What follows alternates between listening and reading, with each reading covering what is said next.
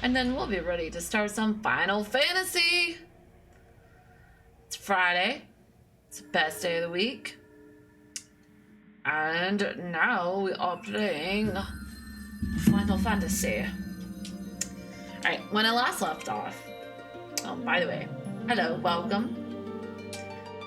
Nice to have you.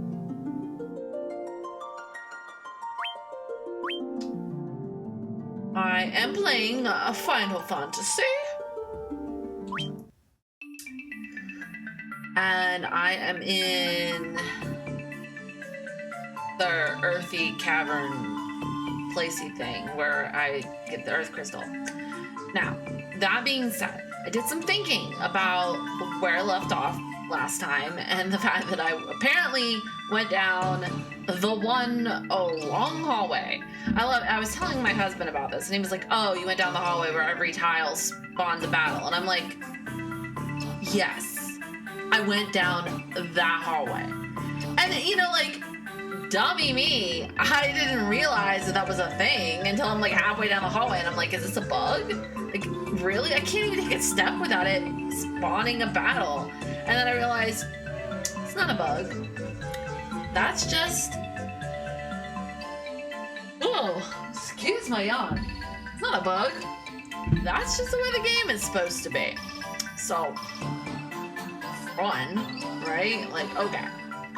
So, we're gonna level a little bit, but we are severely low on MP. And because we are so low on MP, I am going to head back out, go back to town, load up on potions, and all that heal up, all that jazz, and then we're gonna come back and we're gonna not go down the hallway and we're gonna try this again. So, but while we're here, we might as well grind our way out because, I mean, we don't really have a choice. Holy crud. All right, the game heard me.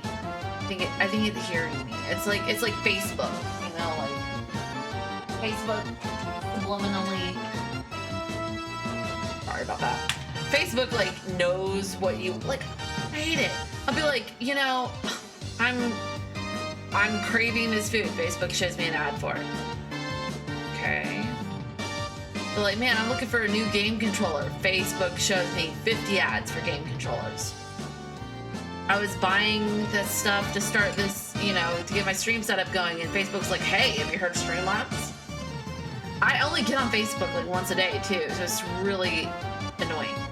I only get on Facebook once a day because Facebook is kind of like, I don't know.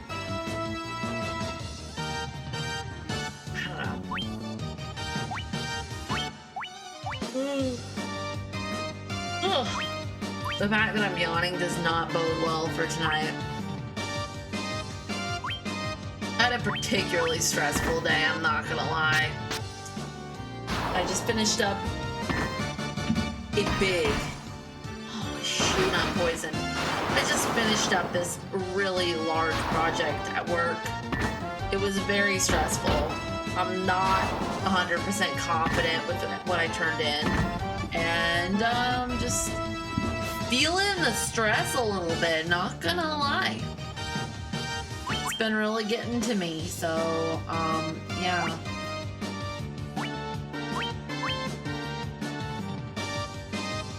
So I did not sleep well. I have been so stressed out. I think I'm like on the verge of I have panic attacks. I'm on the verge of one. But being here, being with you guys, makes me feel better. So that's a thing. No longer on the verge one. I am in the mode of I actually find like streaming to be kind of cathartic. Like I get to let the rest of the crappy ass world melt away, and I get to do something fun, and I get to play video games, and maybe some people want to watch and maybe they don't, but hey, I'm gonna be sitting here playing them anyway, so you know, whatever. But enough about that. It's the weekend, it's over, I turned it in, I sent it off. It's gonna be nitpicked by a bunch of big brains, so I'll let them do their big brain things, and I'm gonna just, you know, chill, play some Final Fantasy, and enjoy my weekend. So,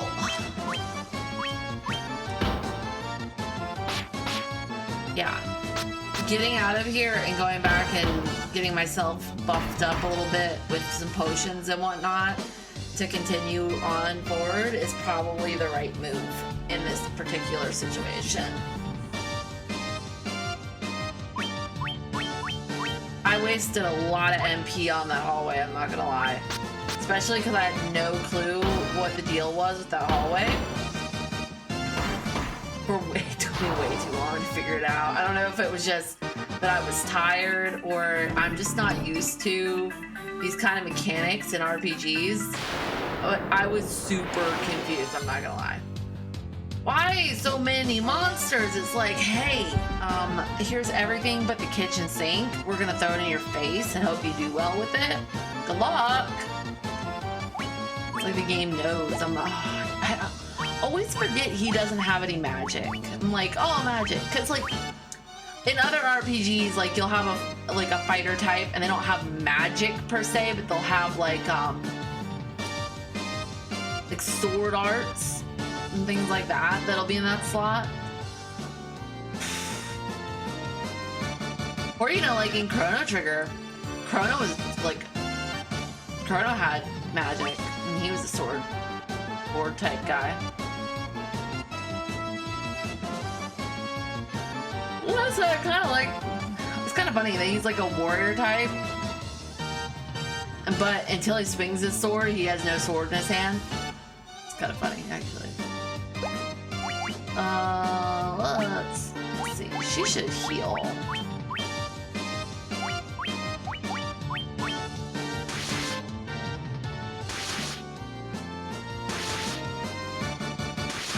Yeah, getting out of here is gonna be as fun as heck. I'm not gonna lie.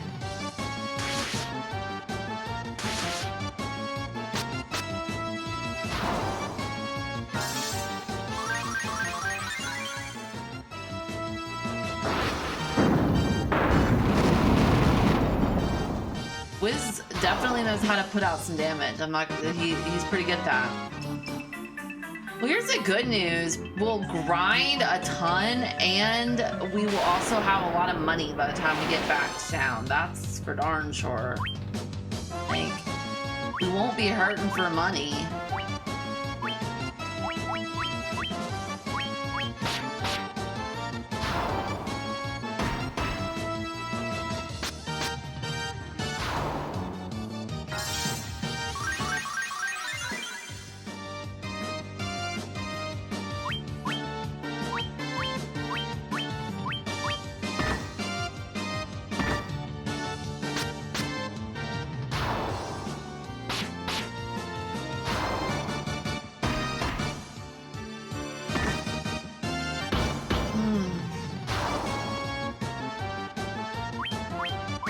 Yeah, I'm like super glad it's Friday.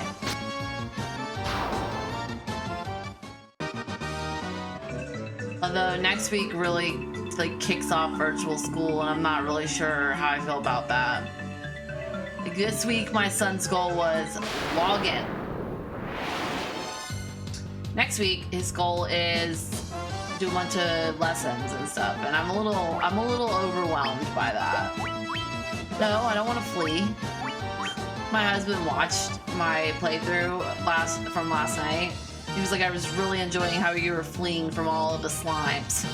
I was like, I didn't want to get poisoned. You told me to bring a bunch of antidotes, and my dumb butt didn't bring enough. I'm like, 10. 10's enough, right?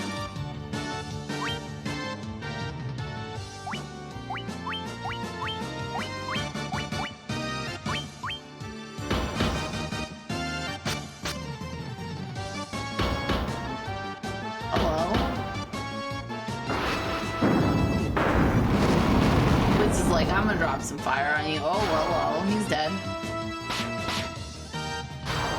And he's dead. Yeah, see, we'll definitely be able to afford whatever it is that we want when we get back to town.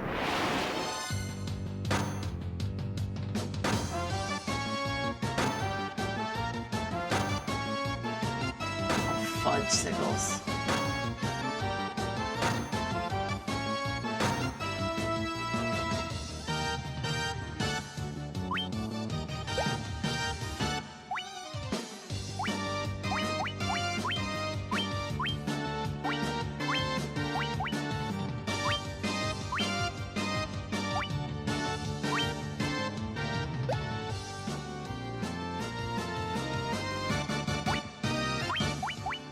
This is fun.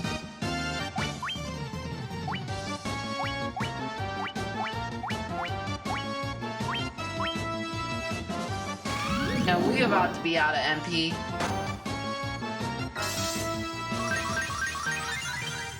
We in bad shape. Ah.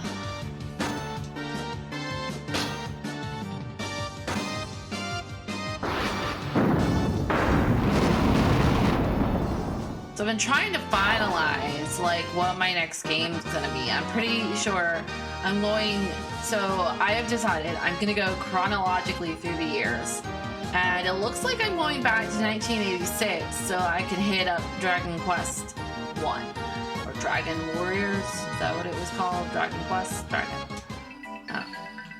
Whatever that one was. I'm gonna play that one next. Because my husband warned me it's going to be even more difficult than this one. Oh my god. Can we just be done with these stupid battles? We're like almost out of everything.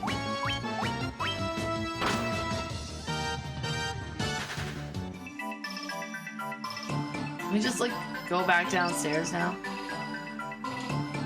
Or upstairs or whatever. Okay, this is more manageable.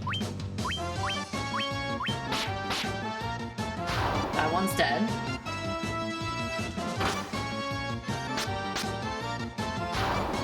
But I don't want to be spoiled by newer games and newer mechanics, so I'm going to play a bunch of RPGs in like order of, you know, order of year of origin, with a couple exceptions, like when I play on my husband's stream for what we call Better Half Blind, I will not necessarily obey the chronological order there because I've already played Chrono Trigger, and I am currently playing Chrono Cross, and I think we might do Silent Hill next because I want to check that game out. So that's oh yes, the stairs. Okay, we're getting places.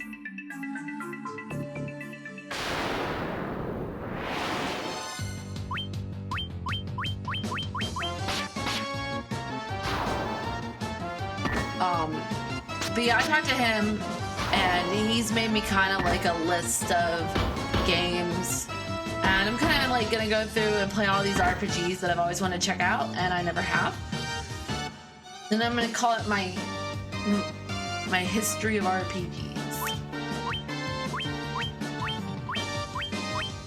Got some good ones on the list too. Everything from like Final Fantasy and Dragon Quest to Fallout and Elder Scrolls. So you know, like I just hit the table. I'm sure that sounded really good on the other end. But yeah, I'm gonna be really diversifying my knowledge of RPGs and beating some RPGs that I've always wanted to beat. And I've maybe only scratched the surface of, so that'll be fun. Alright, so we're going back to stock up, and then we're gonna come back here and try this for realsies the next time. Hello, Wargwolves. How about you guys just die now, okay? That would be good.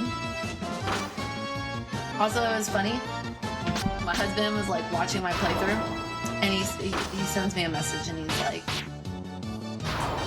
"So I can't wait to see you die to Astos." And I was like, "Well, you're gonna be disappointed then, because I didn't die to him." Just saying. He's like, "Well, you know, because he has those instant death attacks." I'm like, "Yeah, I know. It was a close call. I was really scared there for a moment, but I didn't die." I've always thought I was like bad at video games. I think that's a large part of why even once I was introduced to video games, I kind of like avoided playing through them. I was more content to just watch other people play them because I had this weird conception that I was bad at video games.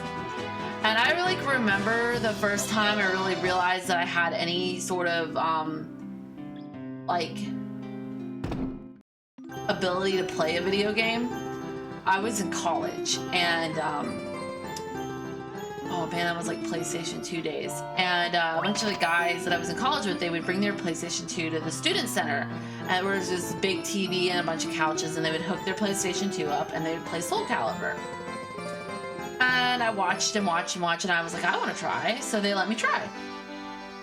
I was in band with a whole bunch of them, so I mean, like, of course, like I said, I wanted to play, and they were like, yeah, sure, you could play. So I was playing Soul Calibur with them, and they taught me how to play, and I was pretty good. I like to play Cassandra.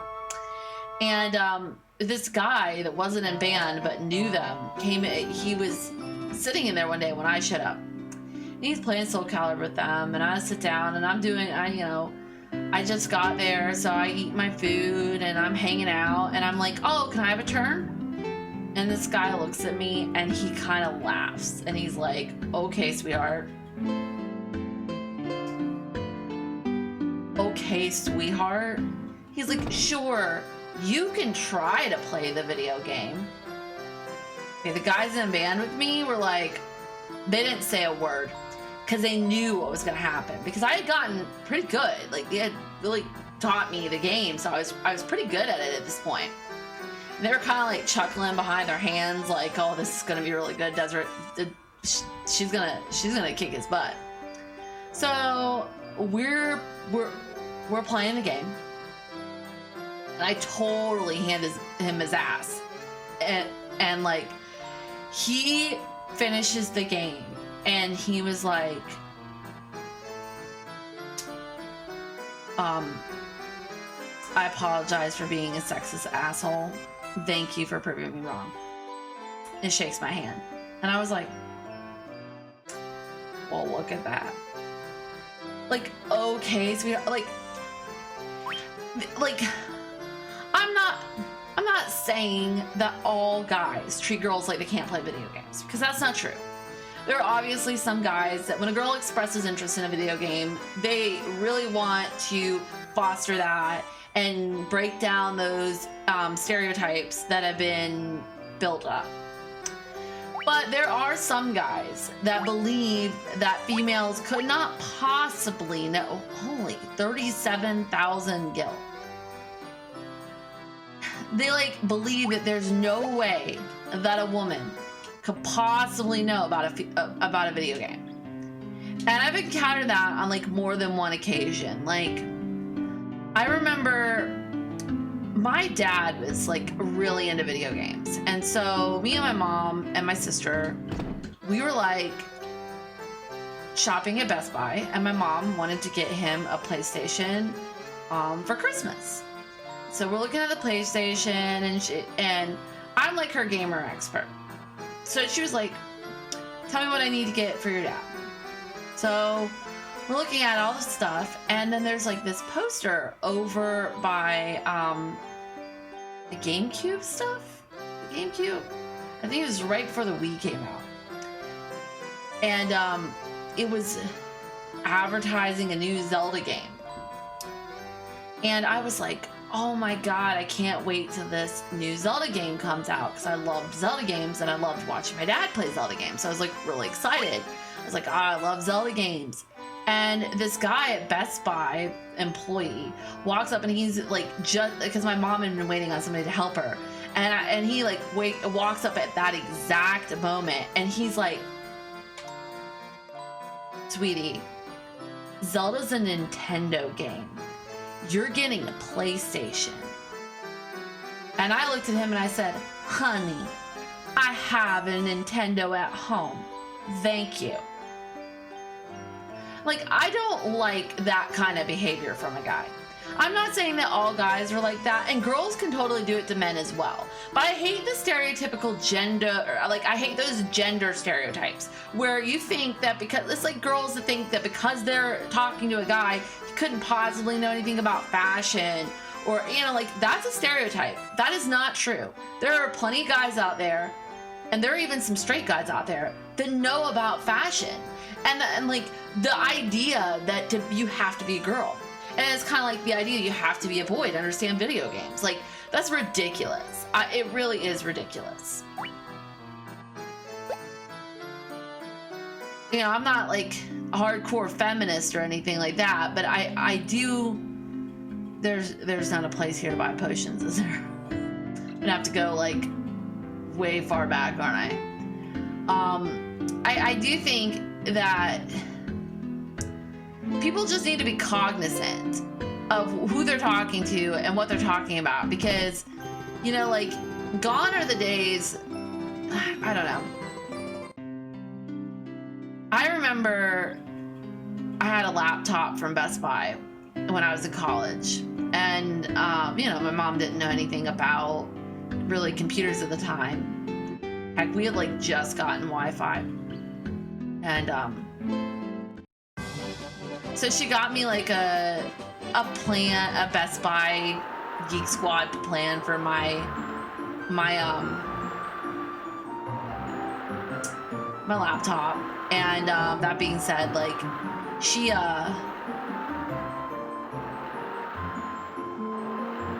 I had like that warranty where you could take it into Geek Squad and they could look at it if it broke or something like that. And I would get so annoyed because I would know exactly what was wrong with my laptop. I'd be like, hey, it's doing this, and that means the motherboard's burnt out. And they would be like, okay, sweetheart. And I'm like, so then I would get like one of my male friends to go in with me and tell them what was wrong with it, and they'd be like, yeah, you're absolutely right. I'm not saying that that all people act this way, but I'm saying it's certainly still more prevalent than we would like to believe. And I really dislike it because there's really no need for that type of attitude. It's ridiculous. It's unnecessary.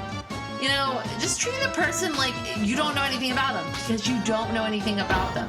Like, don't assume that because you've got some girl standing at your counter that she doesn't know about a computer. And don't assume that because you have some guy buying jewelry, makeup, or a dress that he doesn't know anything about it. Like, also, you don't know. They might not know anything about it until they did their own research. And they might not give a rat's butt what you have to say about it. Because, like, and that's what I hated about being a sales clerk. Like, I worked in retail in college, and I used to really hate this idea that I had to, like, attack customers when they walked through the door. Like, a lot of my bosses would be like, Desiree, you need need to talk to customers the minute they walk through the door. I'm like, okay, I don't know about you, but like when I'm a customer walking through a door, the last thing I want is for somebody to get all up in my face and be like, hey, you want to try this? How about this? Have you looked at this? Do you know about our sales? Because you know how many people that if you throw all that at them and they walk through the door, I don't know about those people, but me, I'd walk around, I'd turn around and walk out. Because I want to shop in peace. I do not need you to hold my hand and tell me all this bull duty.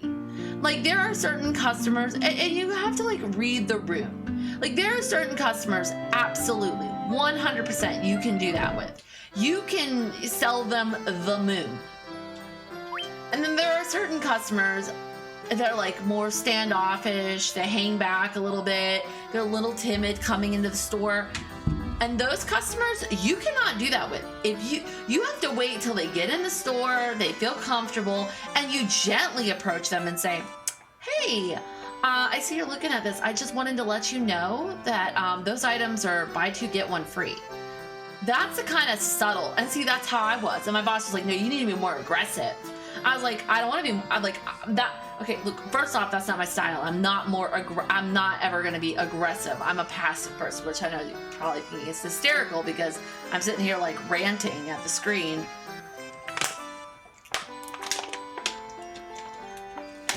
But I always hated that. Like, it's ridiculous.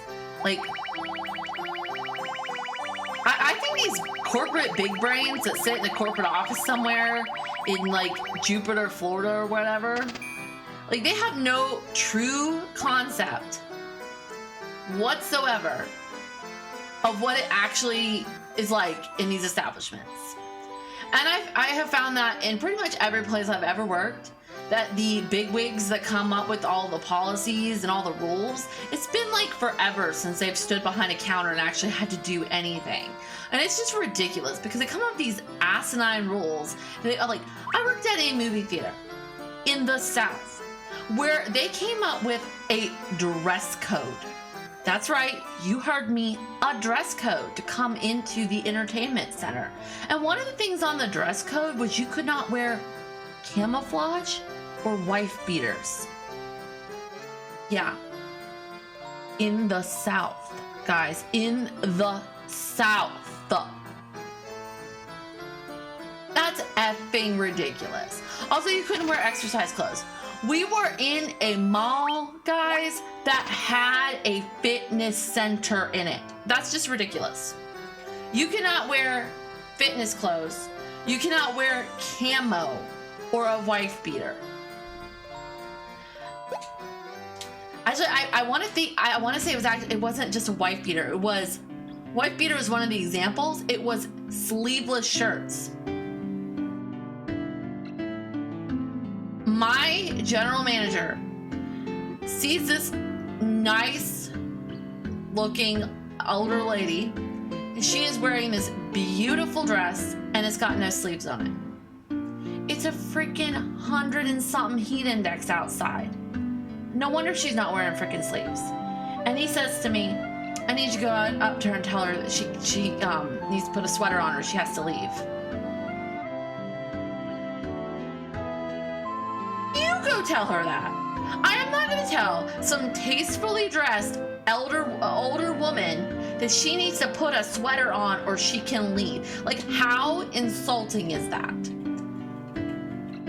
It's about like, I worked at this theater for like 5 years. So I worked my way up from like guest services to assistant general manager. And one day our facility manager tells me, he's like, because this mom comes in and she's got a kid with her. And I went to school to be a teacher and I had worked with special needs kids. So I knew a little bit of what to expect from a special needs kid. And I knew some of the like, I'm not an expert. I'm not a psychiatrist, a psychologist, or a counselor. I cannot diagnose people, but you can kind of tell sometimes when someone has a special need, okay? This mom comes in and she's got this kid with her. And I can tell, like, not just as somebody that's worked with kids like that, but also as a mom, that like this kid kid had, like, he had some special needs. He came in. I went in the wrong cave, didn't I? I totally did. Oops. And he comes in and he's carrying like a little lunchbox. And the mom comes up, she buys her tickets, and she buys a large popcorn and a large drink for her, and she buys nothing for him.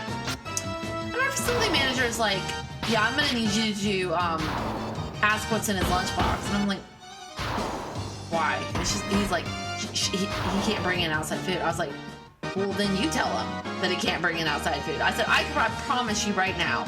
I was like, okay, the policy, I get the policy, okay?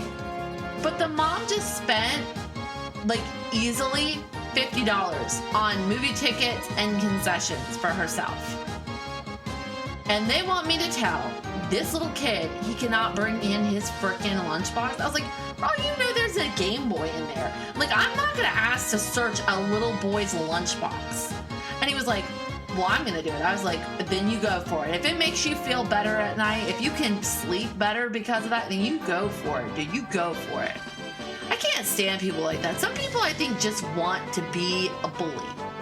And it bothers me. Because I don't ever want to be a bully. It doesn't make me feel good about myself to impress my weight upon another person.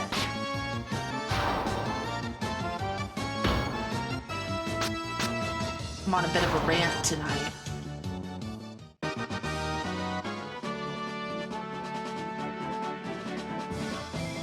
Wow, I went the completely wrong way. I probably need to pay a little bit better attention to where I'm going. But yeah, like, I don't know.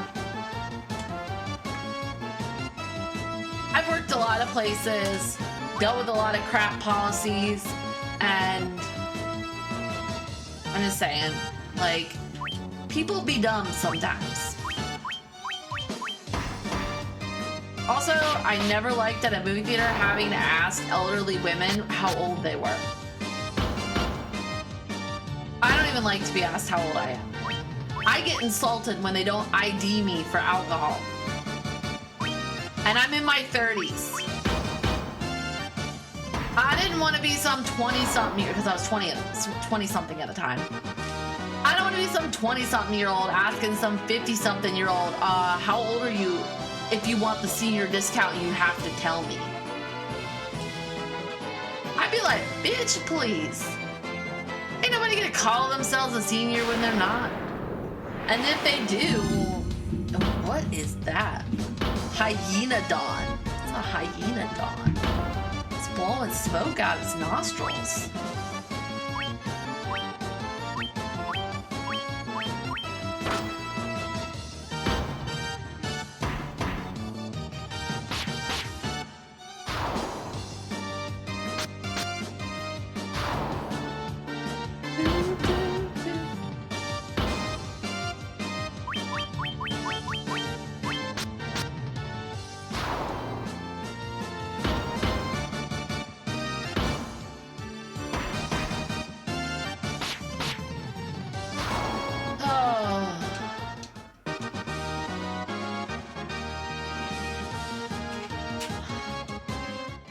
Tried to pick a...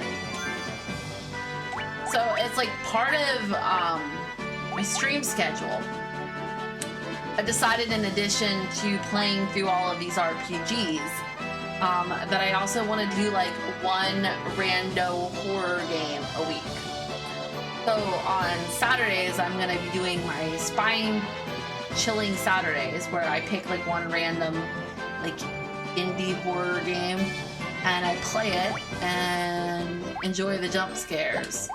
So I was looking through like a bunch of games earlier today, trying to find what game I was gonna play tomorrow. And I found a game that I think Markiplier's played, and my husband said Co Carnage has played it. It's called Layers of Fear, so I'm gonna play that tomorrow night. Looks terrifying. I might piss myself, so, you know, If you're into jump scares, come on by because I will be doing spine chilling Saturdays. I really enjoy like spooky stuff. So I am gonna just kind of do my thing, and like some Saturdays, if I can't find a game to play, I might play a little bit of Dead by Daylight on the stream. When I first started thinking about streaming, I honestly thought about main gaming Dead by Daylight, but that's such a saturated market. They're like on the regular 35,000 people watching Dead by Daylight, but there's also so many Dead by Daylight streamers. It's just ridiculous. And I know because I spend a lot of time in those streamer streams. I watch a ton of Dead by Daylight. Like basically, if I am not streaming or working, heck, even when I'm working, I'm watching Dead by Daylight in the background. I'm like listening to Dead by Daylight.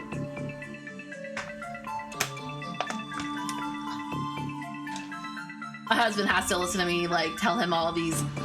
I'm like, oh yeah, if you play against a pig, you have to like make the pointing motion, and that's called booping her snoot. And he was like, what?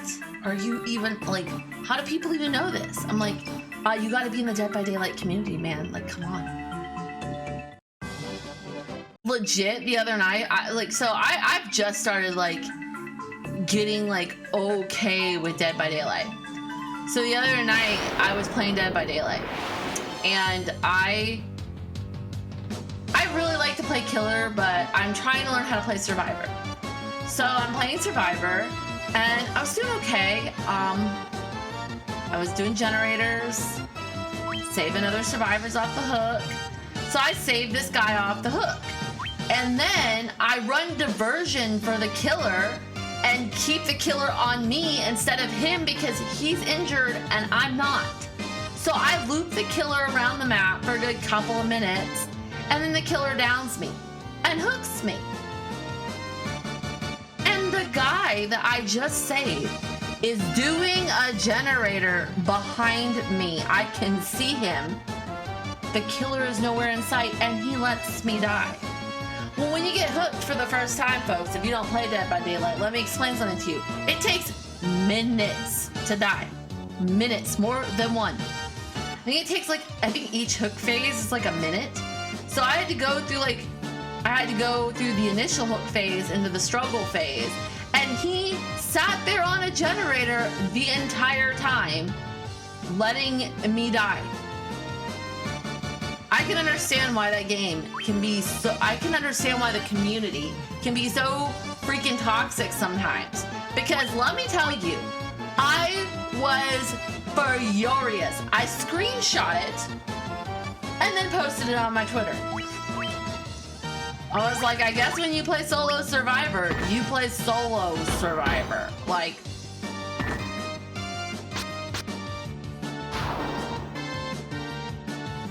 because like it was just so annoying. I was like, dude, you were just sitting here watching me die. Is there a particular reason you're just watching me die? Like, you do know you can save me, right? Like, and that was the thing, is it was the guy that I had just saved. I cheered when the Killer killed him. I was like, you know what? You deserve to die. You did not deserve to get out. I'm glad the Killer killed you. I am glad you deserved it. You are toxic. You always like complain that like it's interesting social experiment to watch people in that game. People, like, there are three groups of people in that game. There are the survivors, there are the killers, and then there are the, you know, middlemen. And like survivors are so bent and think everything is so sided in the killer's favor.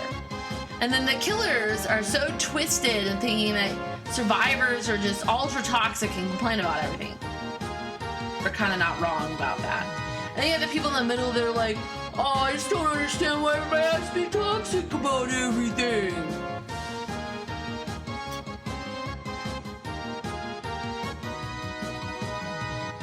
Now I'm sitting here like, man, it's a game. I say that after I posted a screenshot of some guy letting me die on the hook.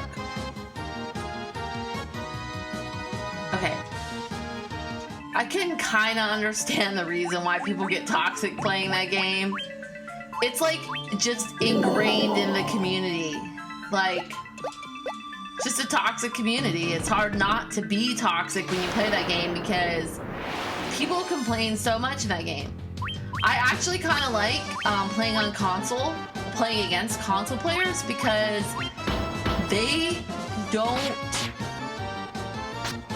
can't talk in the chat afterwards, so they don't get to say the nasty things to you like tunnel much. Like, I'm not tunneling, I'm just lost. I don't know the map. You see me, I'm rank 20. I don't even know this map.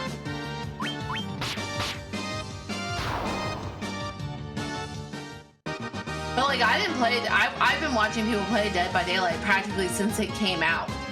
And I refused to play it for like 4 years because I was like, I am not going to be any good at this game. But I loved to watch it. I'd get on Twitch and I would watch it and I would watch it. And then like a month ago, I said to my husband, I was like, man, I really want to try this Dead by Daylight. And he was like, do it. And I was like, nah, I'm not going to be any good at it. He was like, well, I mean, you watch so much of it. I don't know how you could be bad at it. I mean, you already know, like, the basics. And I'm not like I'm no super player at it, but I mean, I enjoy it, and that's what matters really. It's like, do you have fun? If the answer is yes, then you've succeeded in life. And I think, like, I'm trying to have that mentality more. Like, just live life to the fullest. Have fun, enjoy yourself. And if you're not enjoying yourself, then, he fainted. I'm not paying attention. I need to stop running my mouth and pay the F attention.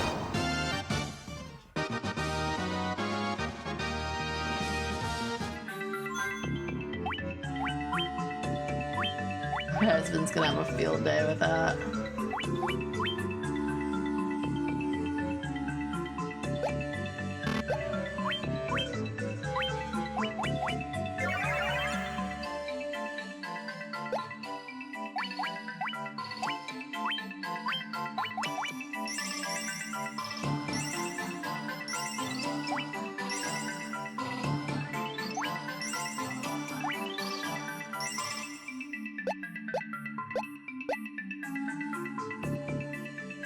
All right, we need to go this way.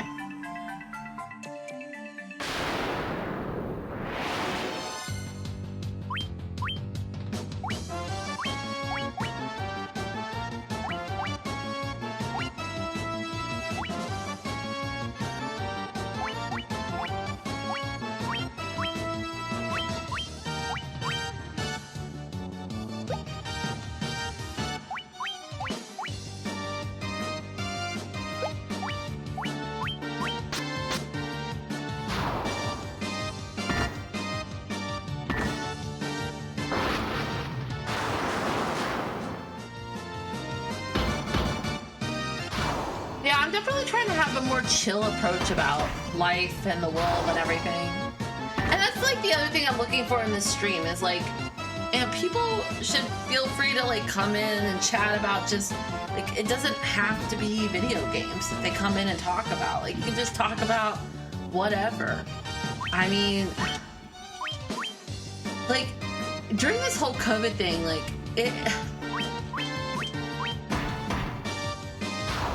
I think everybody's kind of like looking for social interaction more than ever before, and I think that's why you're seeing a lot of people starting streams and stuff like that, because they're like itching for that social interaction. But yeah, I mean, like, I definitely just want to have a chill environment that people can feel free to come in, talk, speak their mind. Let's play some video games, enjoy ourselves, and we'll work our way through all the video games that I've been meaning to play. All the games on my bucket list.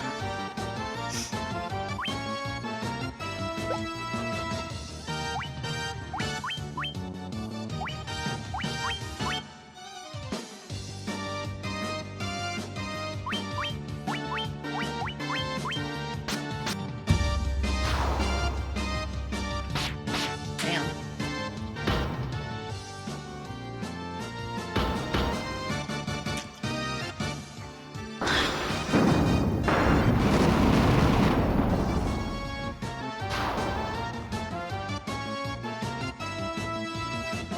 All right.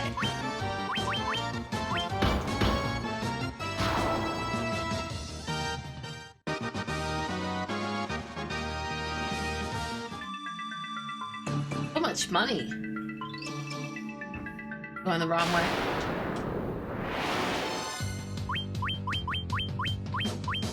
Oh.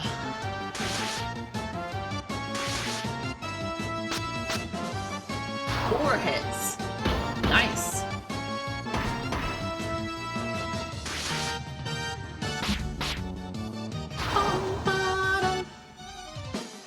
Last night I was so excited to get my new chair, and that as soon as I finished the stream, I was like, I'm going to bed. And then I was like, nah, I'm gonna build a chair.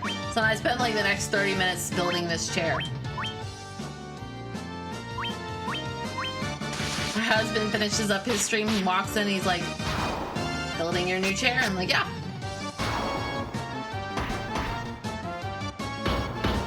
And then he sat in it, and he had to admit this chair is comfortable. More comfortable than my old squeaky butt chair. Because I did a lot of research before I purchased this chair.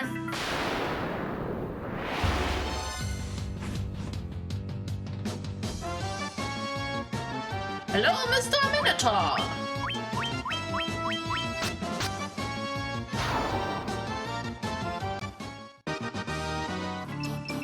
When I was a kid, I loved Greek mythology. When I was in 4th grade, we did this day where we dressed up like different Greek gods and goddesses. And we drank out of fake wine glasses filled with ambrosia and watched Clash of the Titans. Like, this is pre-revamped, rebooted Clash of the Titans, like old school Clash of the Titans. I still love that movie. I know the quality's kind of crap. That's a good movie.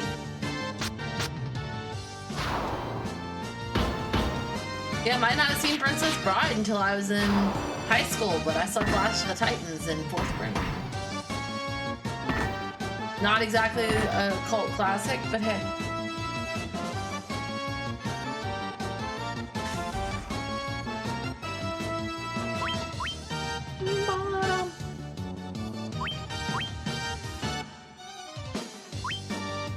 Everybody's been playing this Among Us game on Twitch. I really want to check it out. I just don't have enough people to check it out. See, that's the other thing. I would love to build a community just so I could, like, chill and play games with people. Come in, chill, play games, chat, whatever.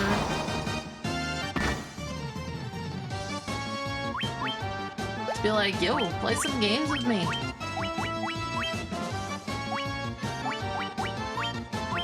That'd be me. Be like, let's play some games! Instead.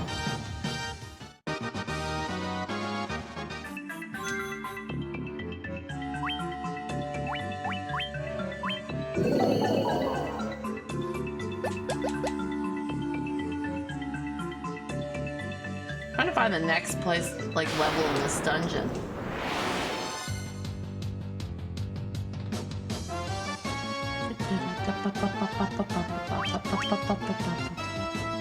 I wonder if these ogre chiefs have ever heard the saying, too many chiefs and not enough ogres. Just saying.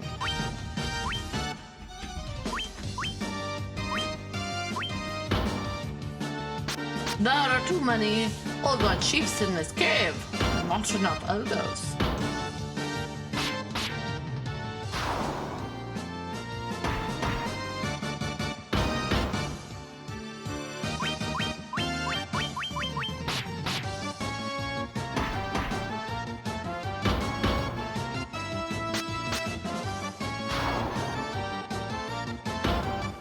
And these things are, it's like just a tedious pain in the butt.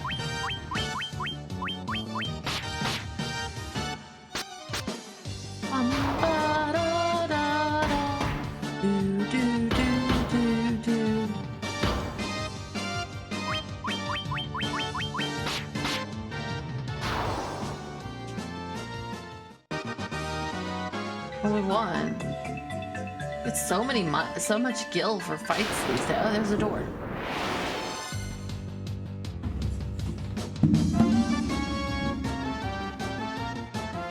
Wow. 4 ogre chiefs down.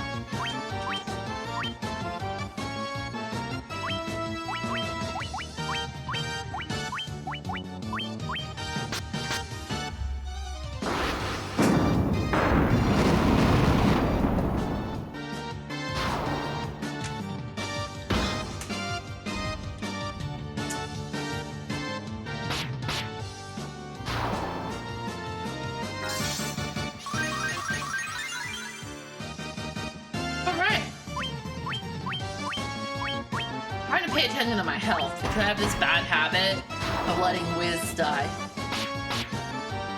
It's like always my first casualty. My glass cannon, what can I say? I've already been down here. This is a bad thing about stopping in a dungeon halfway through during a night. Like, probably better to just stop early than to go into a dungeon, do it part way, and leave.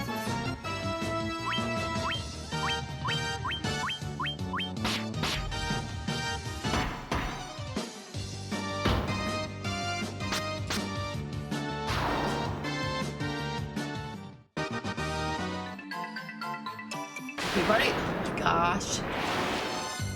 So many battles.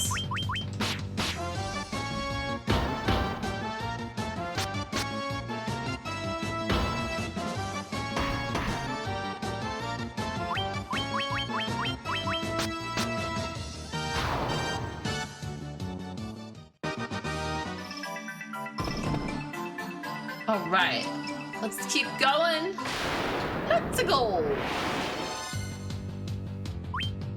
You know, I can't break any surprises. My husband, I was like, did you see they're putting Mario 64, Mario Sunshine, and Mario Galaxy on the Switch? And he's like, yeah, I know.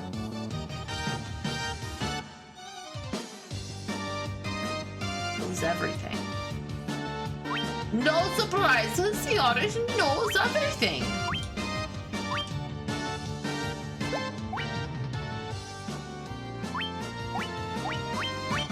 Like, I'm not even joking. The man knows everything.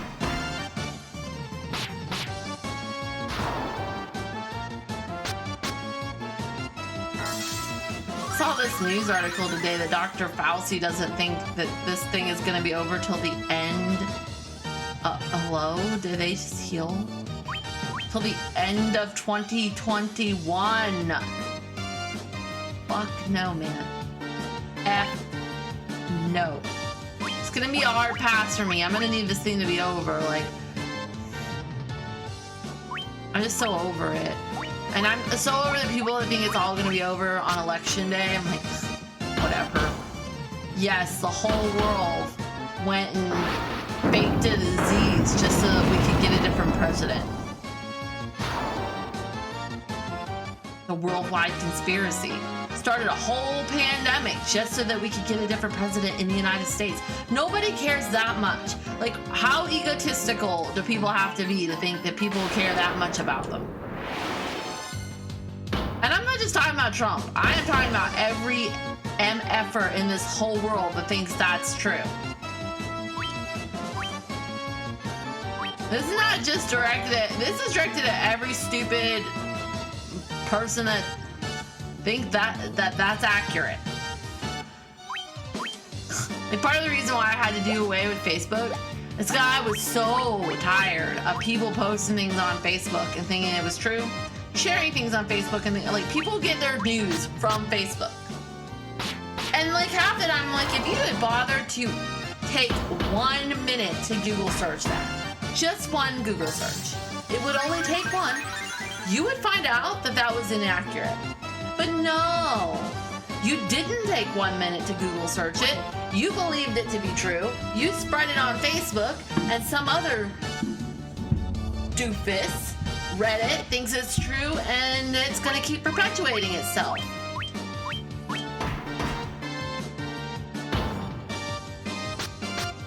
Like, I have some family members that legit post things on Facebook. And they're like, well, this happened and nobody talks about it. And I'm like, it's because it happened 3 years ago, Scott. 3 years ago, guys. And the people involved were arrested. And the person, I get what the purpose is. Trying to prove that things are as one-sided as people like to think they are. But if you're gonna try that, my suggestion would be to, do your homework and actually come up with a valid argument. I have no issue with people that want to argue. And I support the theory that everybody's entitled to their own opinion, even if they can't defend it. But if you are going to spout off some sort of defense for your argument, my suggestion would be that you actually, fact check that defense. Because when you say things that are inaccurate to just try to throw something out there and say something, the only thing you're doing for yourself is making yourself look dumb. You are empowering the other side of the argument to even further their idea that they don't believe you or agree with you, because they know that what you are saying is 100% BS. It's like, I saw this post on Facebook circulating, and I saw it again. I do a daily Facebook scroll just to check up on my friends and family, make sure everybody's okay, because everybody likes to share their entire lives on social media. And and I hate this post. It is so obnoxious. One of my friends posts this whole, every time you curse, it lowers your IQ by 96%. No, it doesn't. Saying the F word, while improper, and perhaps a little crass and maybe not considerate, is a thing.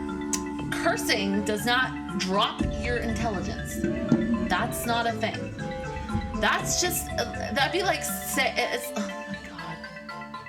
Camera's not focused. Hello?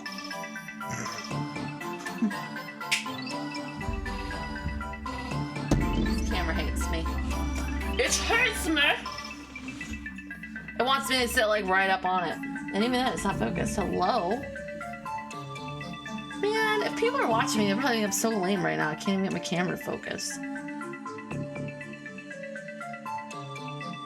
Oh, I turned off my light. Okay, I have no idea what's going on.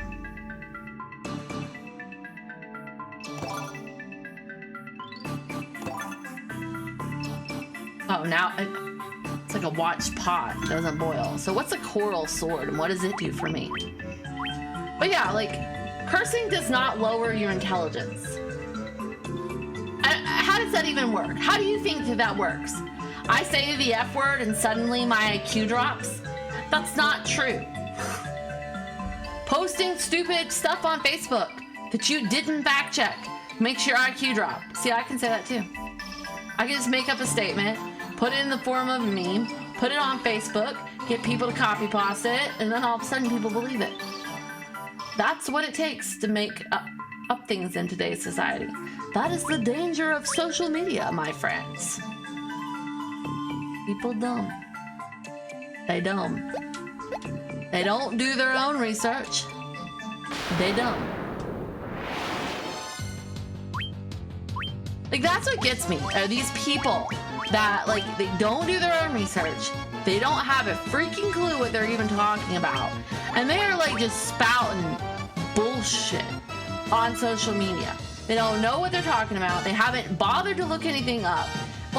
There are whole websites dedicated to it. Have you ever heard of Snopes? And that just bothers me. It is so simple to find out this information. You don't have to put up wrong information. It is so easy to find the correct information. It is literally at your fingertips. If you can get on Facebook, you can Google. These people that believe, I saw these people if you add this and subtract that, and is if you take the number of the year that Jesus was born and add your birthday and subtract this number, which is the age that Jesus supposedly was when he died, you'll get your age. And they're like, oh my God, it really works. Yeah, it'll work for any number. Somebody just came up with math that would... Yeah, I mean, like, while probably fascinating, it is not like some sign from above.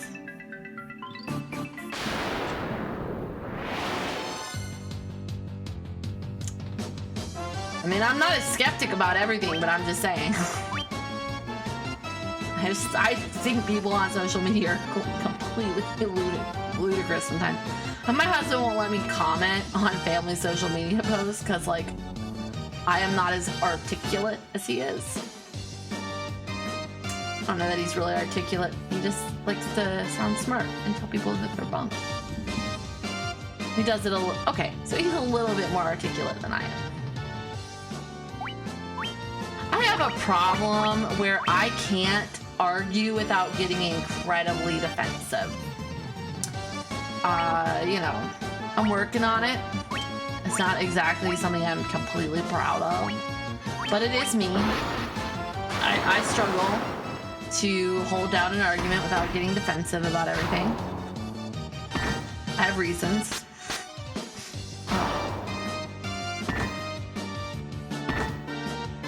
Oh, there's the poison. More poison. Hello.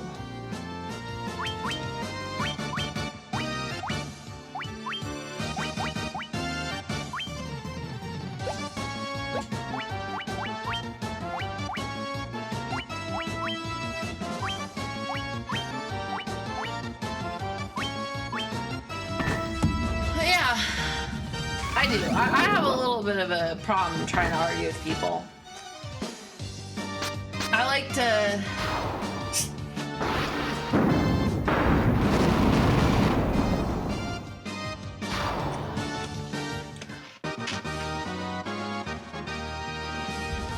My counselor tells me that you can say the right thing the wrong way and be wrong every single time. And he's right. Like...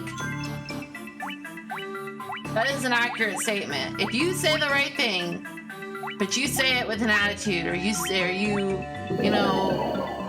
it in a negative fashion, it doesn't matter that what you said was correct.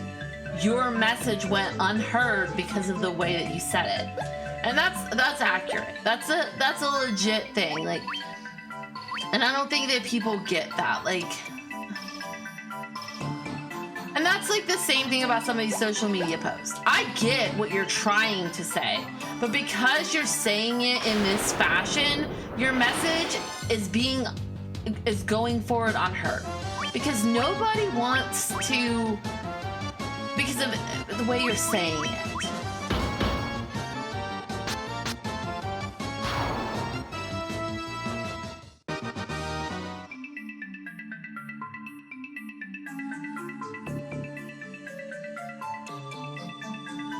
I am so lost. I've been this way. It's not the right way.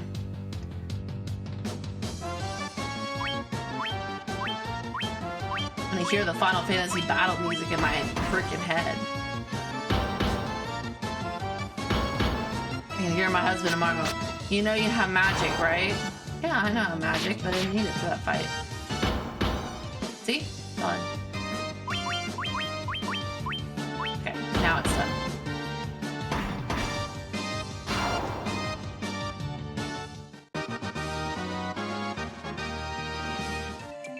Probably also gonna comment on some of the most random bull that I talked about during this stream. He's gonna be like, what were you even talking about? I'm talking about whatever comes into my head. Mostly because I'm talking to myself. Like, if anybody is there and, you know, you want to, like, throw some stuff in the chat, I will gladly talk about that instead. I am good at changing subjects.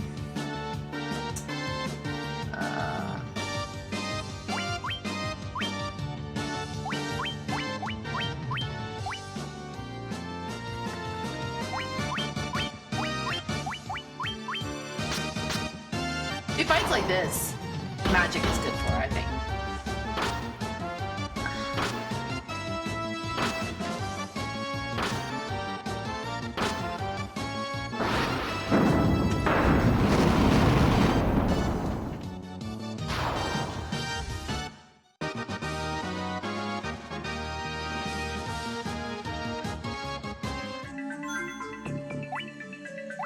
I guess like my biggest thing, or biggest reason for getting off of Facebook is just like the misrepresentation of information. And Facebook is just like not doing a good job at controlling misinformation.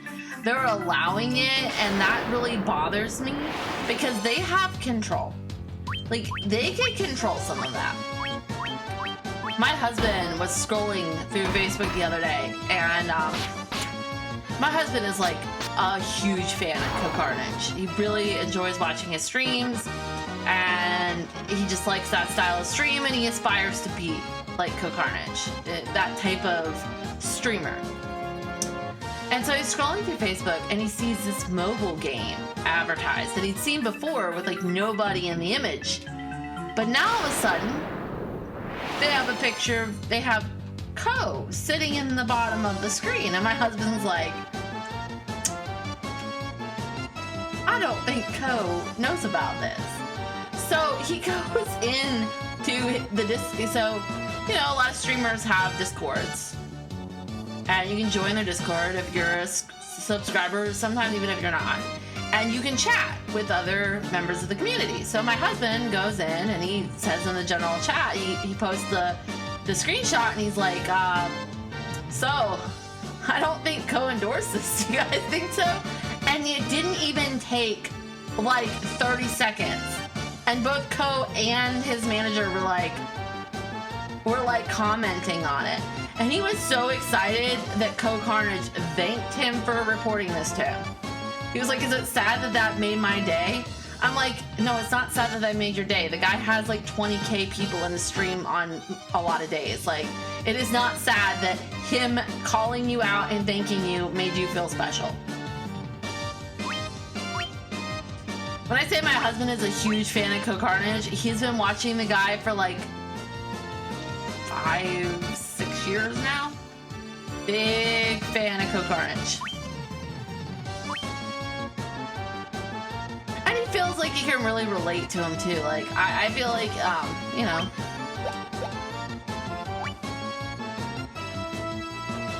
he's a really chill streamer. And that's kind of what he aspires to be. So I get it.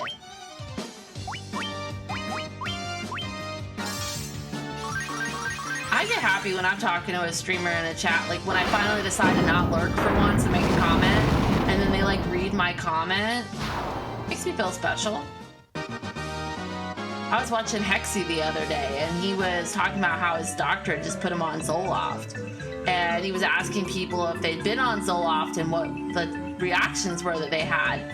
And I am on Zoloft, so I was like, when I was first, so like I made a comment. I'm like, I'm on Zoloft, and this is how it was for me when I first started. He actually read the comment. I was like so excited because like he's not really ever read any of my comments before, and I was like, that's kind of cool.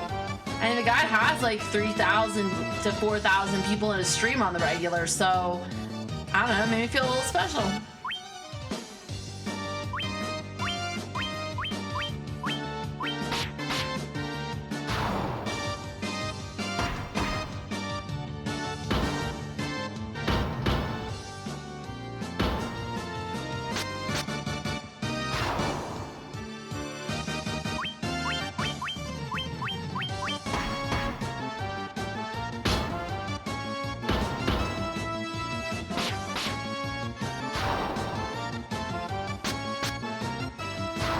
I'm not gonna lie, he's kind of where I got the idea to do like a scary Saturday. I kind of like borrowed the idea from like two of my favorite streamers. So Hexy does Spooky Saturday a couple Saturdays a month, but he reacts to like scary videos that people find on YouTube, and I don't really have any been watching, and I don't really give good reactions for those types of things, like on those like do not laugh challenges. I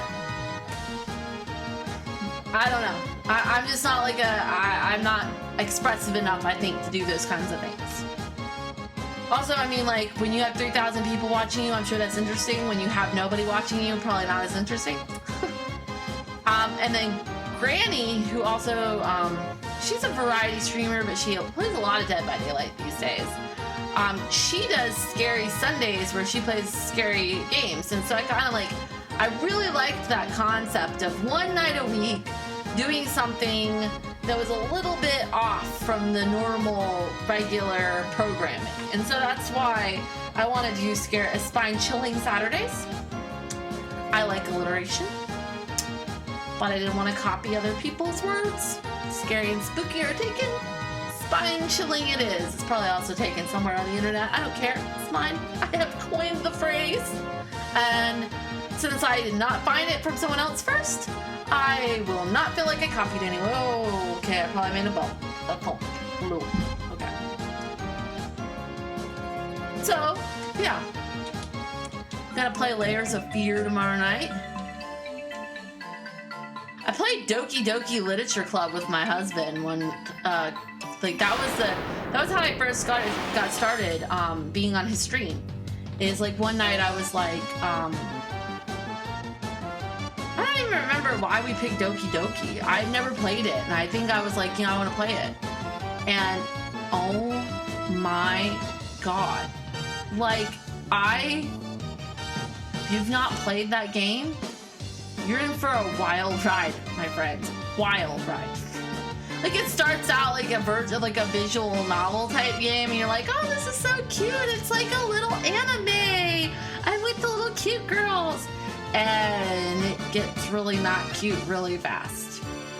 Well, actually not really fast. That's the part of, like, it's a slow build. And so we were streaming it, and at the end, so I actually saw this on a YouTube video. Somebody was talking about that game being a particularly scary game, and because of a certain Easter egg at the end.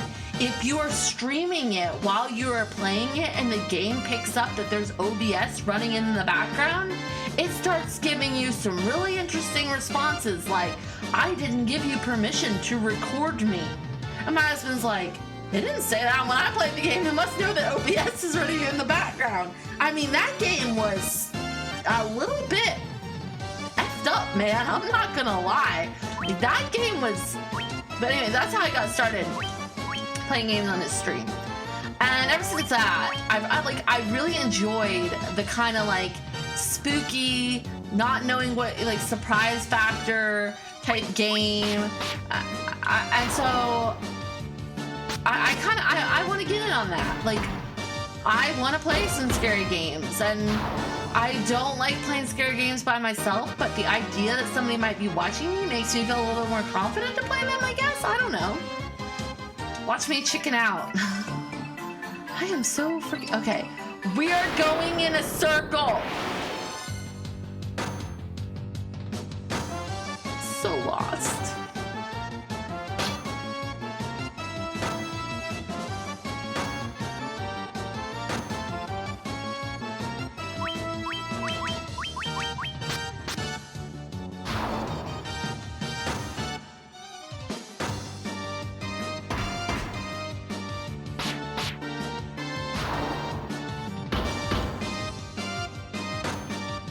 I think I might have watched like a walkthrough, like a playthrough of Markiplier playing this Layers of Fear like 5 years ago, but I really don't remember anything about it.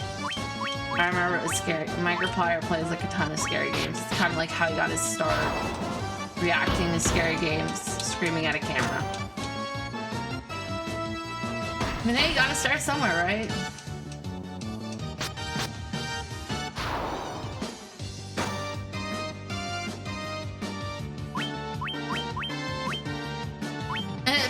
Silly because it doesn't really fit with my whole like RPG thing at all, but I don't care.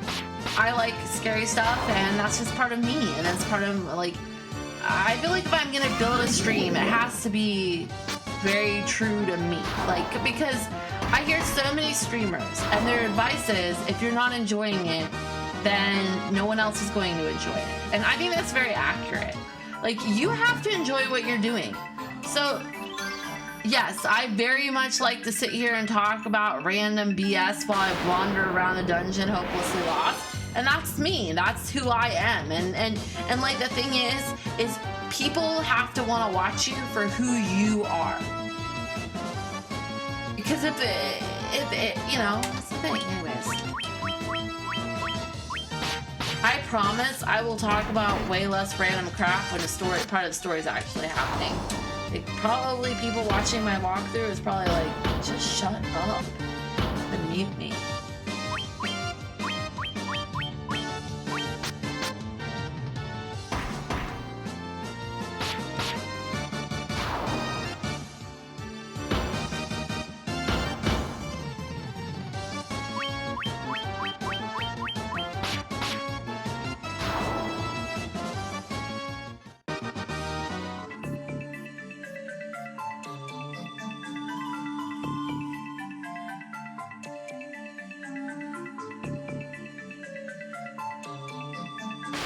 I've been down here. I feel certain of it.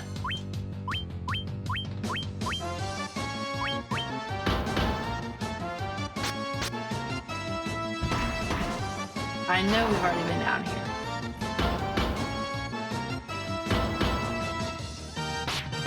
Ugh.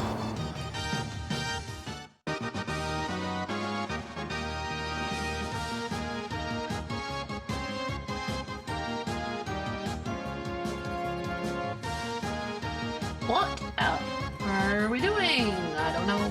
We're walking around in a giant ass circle.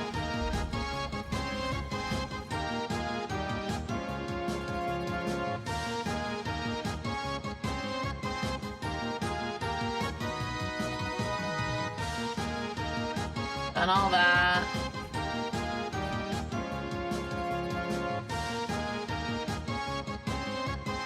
Cavern of Earth. Let's just keep walking. We're gonna keep walking!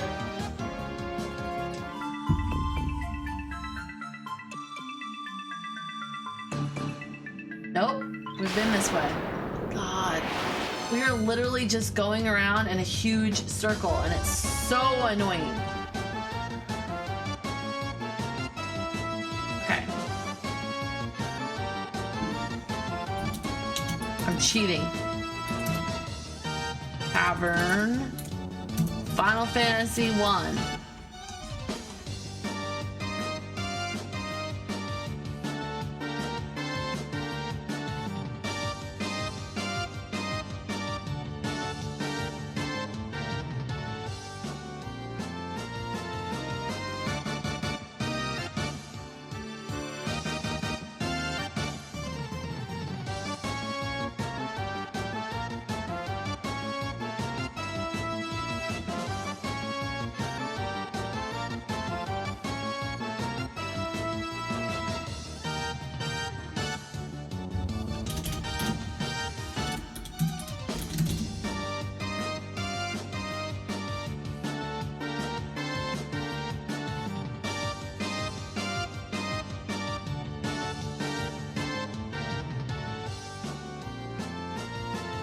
Oh my God.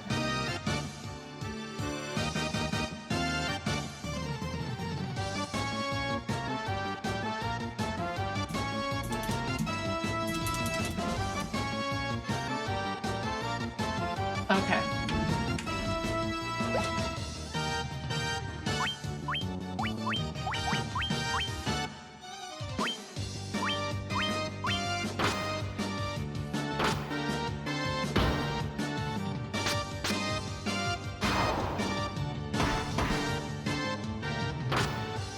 Oh my God, more poison.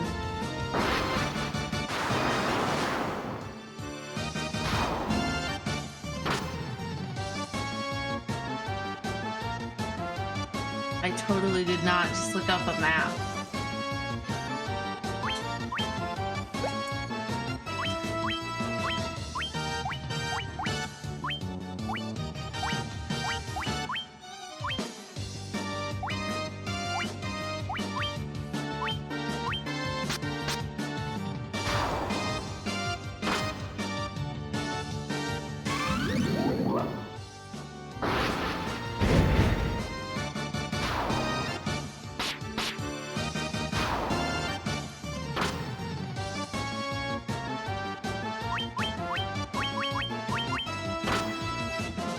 Oh my god, poison again.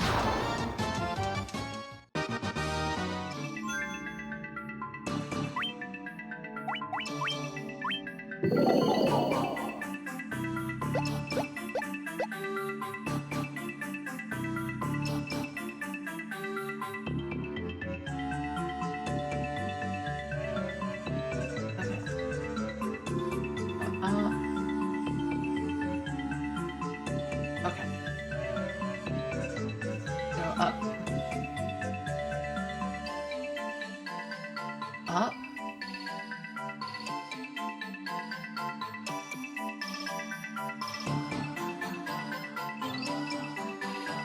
Over.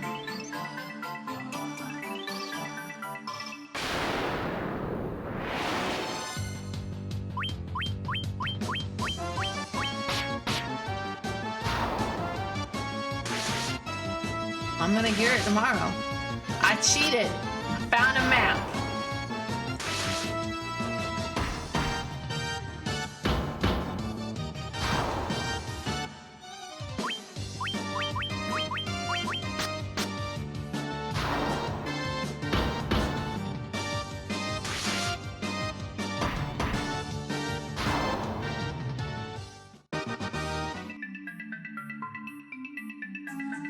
Okay.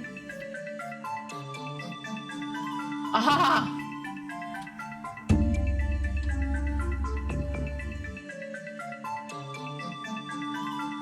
All right, we found it. Oh, it's so much fun.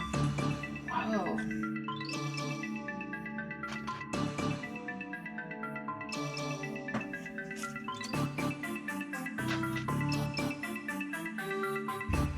Okay.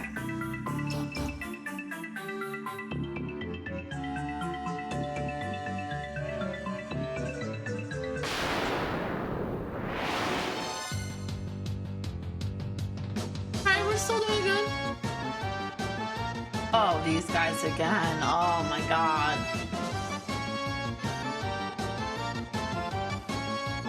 Cthulhu called. He wants his monsters back.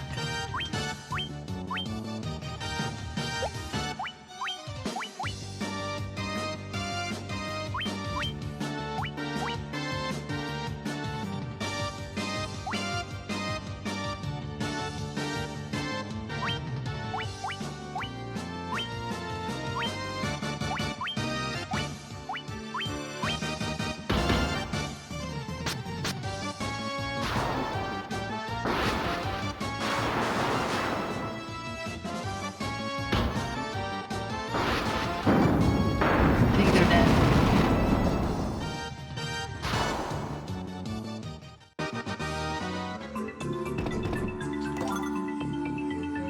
Sleeping bag obtained.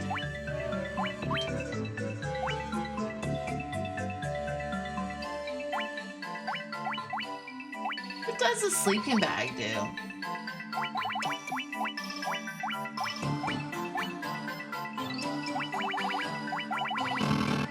Oh, cool. Let's try some of these potions.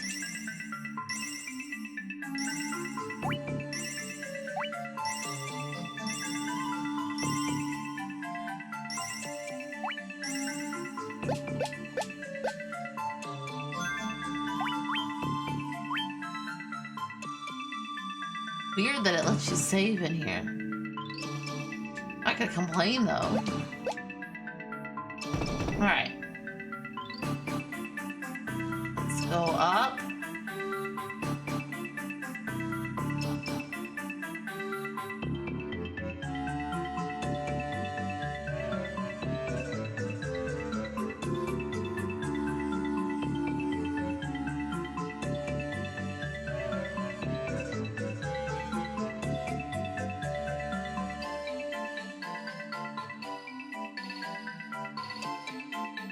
Okay.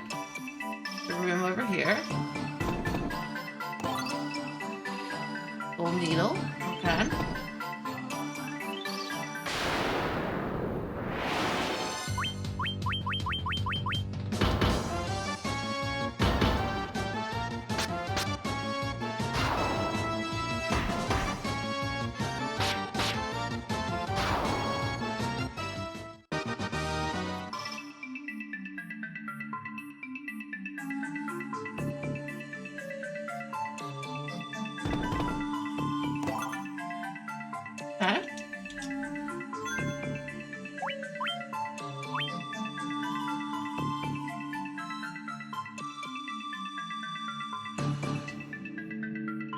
Wow, they're level 21. I wasn't even paying attention.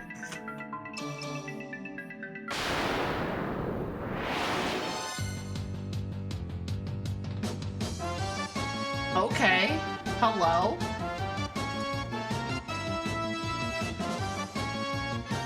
That's a lot.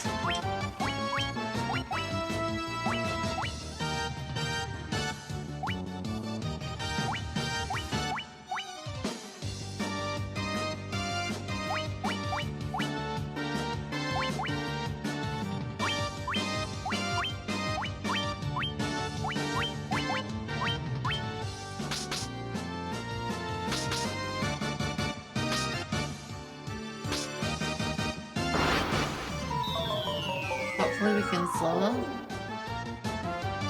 Missed all but one.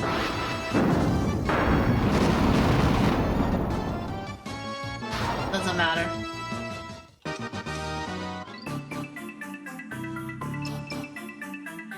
Oh my god, Mr. Bat, you're in my way.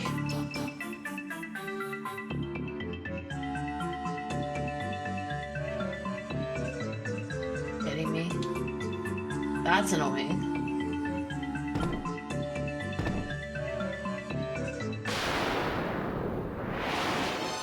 Hello, Earth Elemental.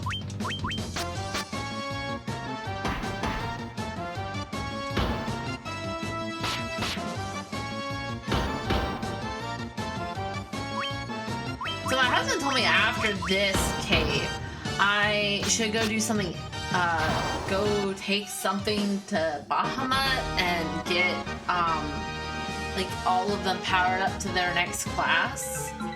So we'll have to figure out how to do that after this.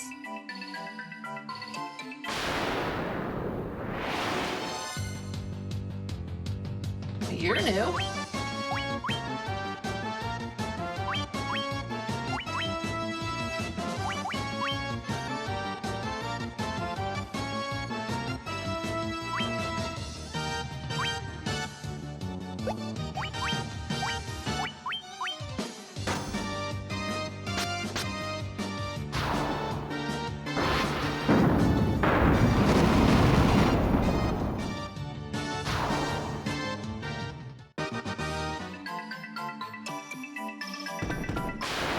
Okay, another fight. Oh, you're easy enough. You just spam the button.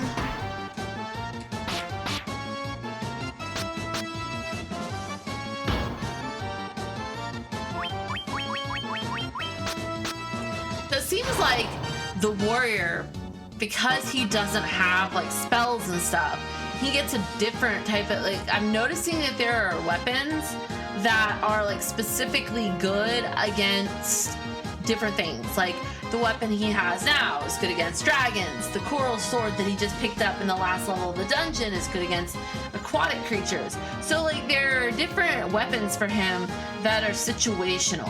And like other than that, the stats appear to be mostly unchanged. So it's like he has weapons that are good for him instead of having spells, which is kind of cool. Oh my gosh. Okay, this is one of those tiles my husband was telling me about. It's like a tile that no matter how, like every time you step on it, it is going to spawn a fight. So like it's part of the condition, I guess, to get this chest is you have to step on this tile. And when you step on this tile, you're going to spawn this exact fight every single time.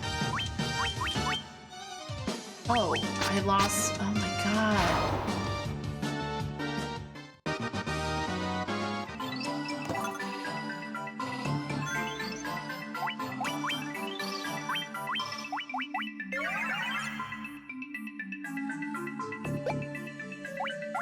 Got to start paying attention.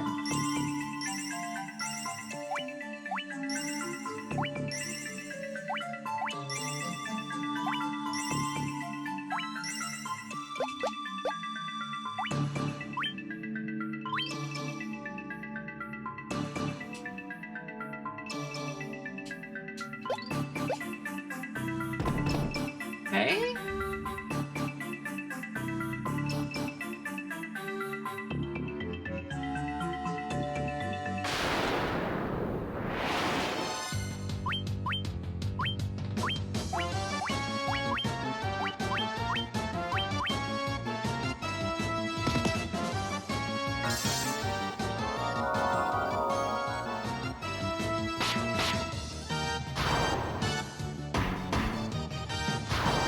was enough. Okay.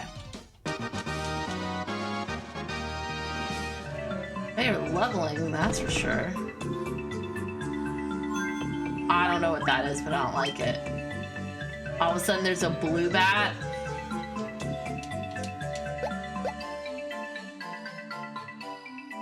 Oh, it's the vampire that is that's messing with Melmond. Okay. Okay. I understand what's going on. That's interesting. Okay. All things in this world. Oh, I like the accents programmed in. That's it. All things in this world are destined to end in death. The seal cannot be broken, and so the earth shall rot.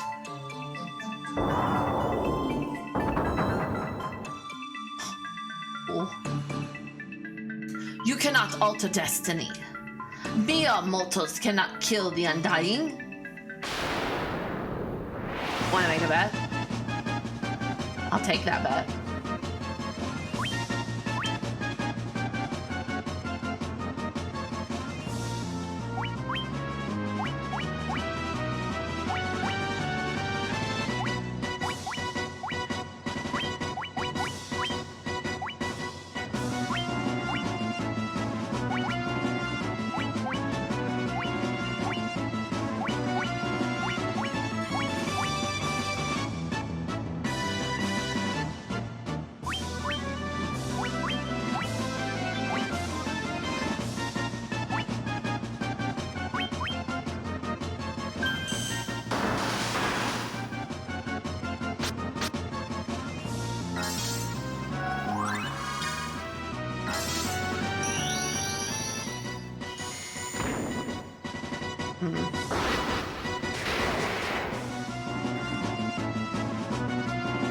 Whoa.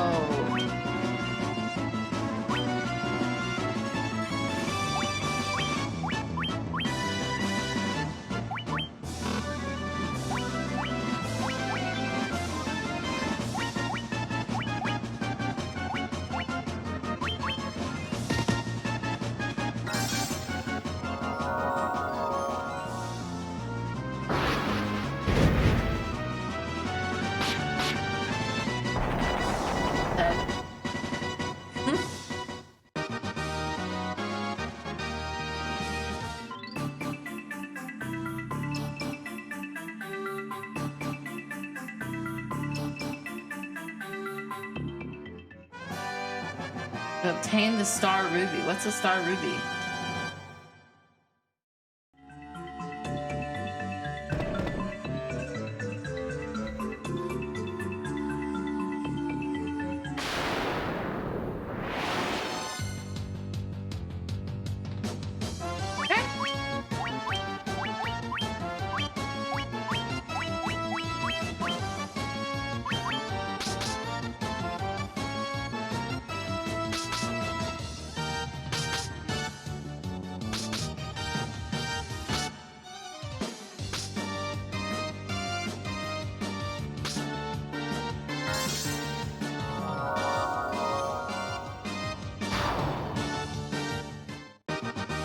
Cool beans.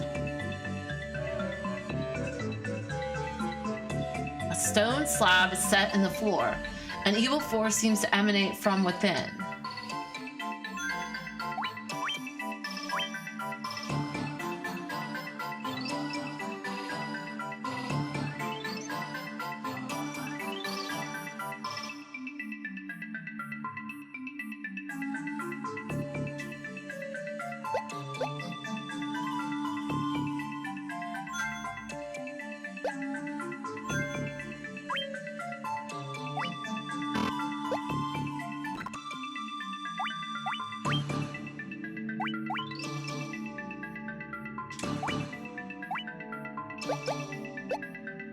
Okay.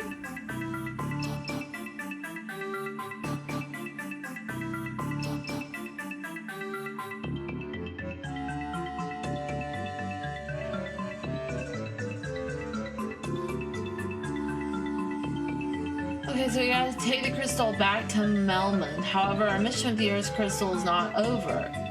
Oh my gosh. Okay.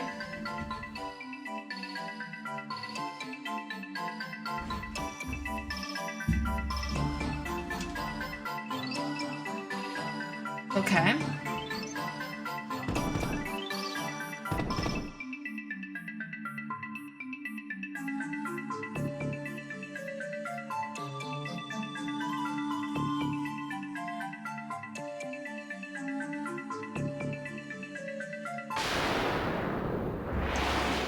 So we've got to go back to surface and go back to Milton. Okay. We can do it. We got this, guys. Bear with me. We're going. We're going.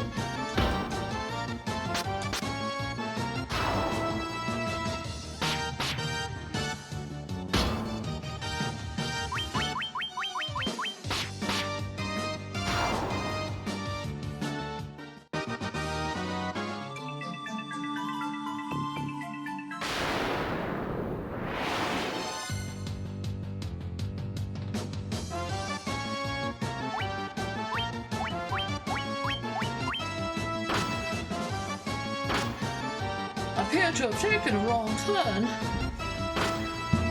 Oh shit. Got poisoned.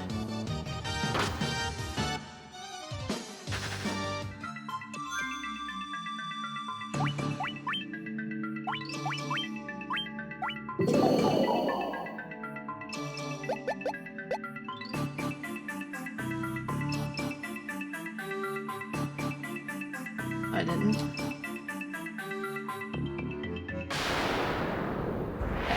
Go straight down here. Oh, joy, these guys.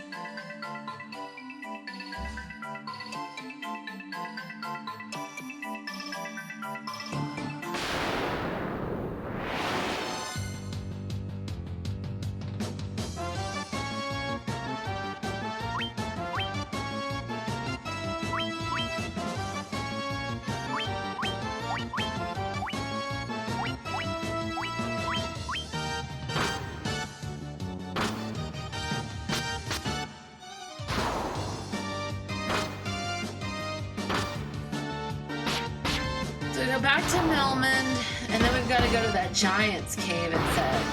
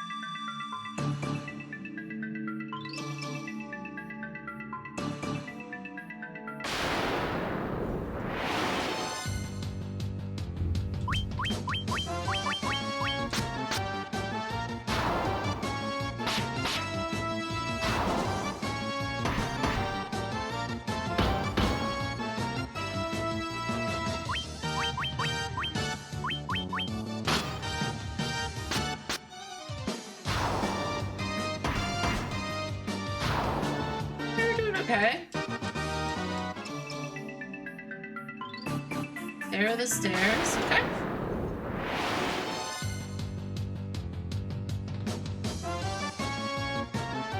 Nice.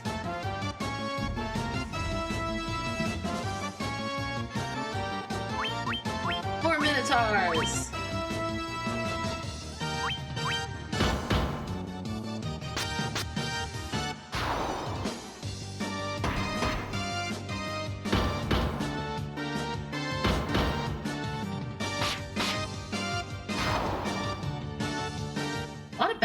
forth in this game. It's like, go here, no, go back there, no, go back there, no, go back here, go there, go there.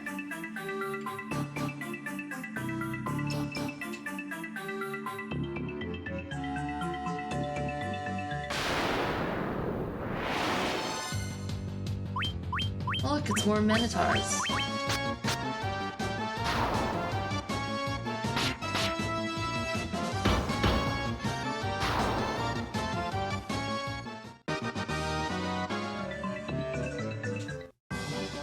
Alright.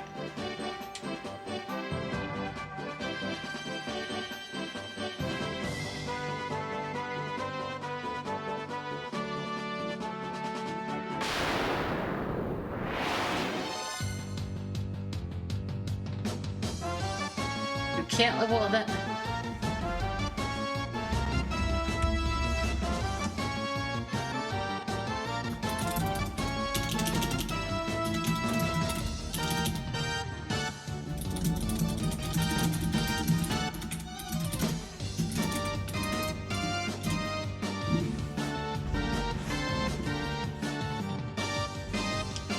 There we go.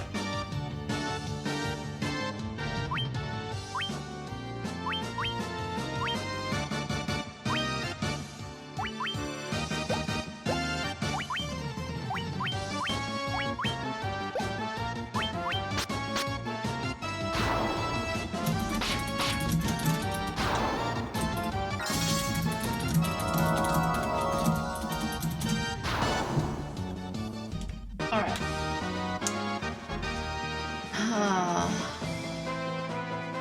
Let's see. We're going back to Melmond.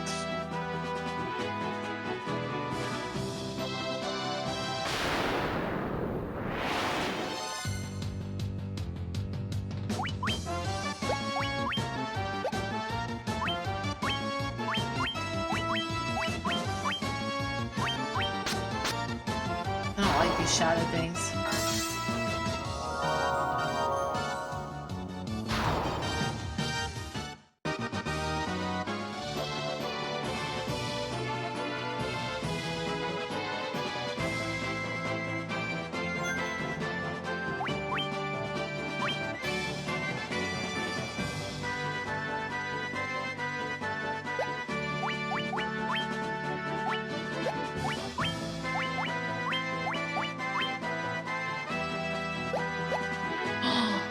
No way! Okay, I'm excited.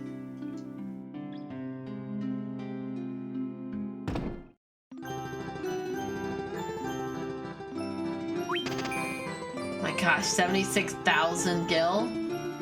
Wow.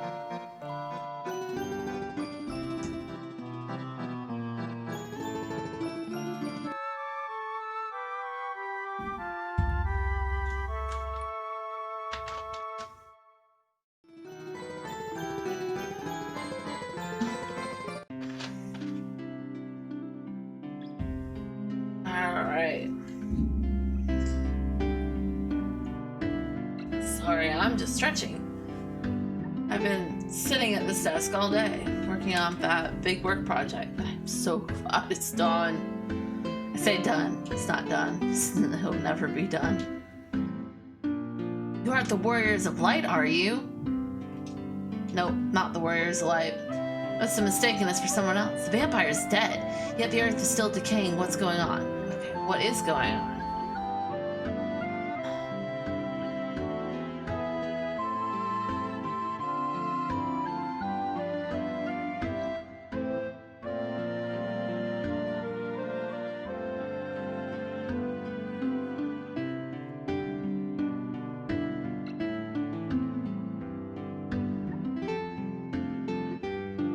Okay, so we need to go to the Giant's Cave.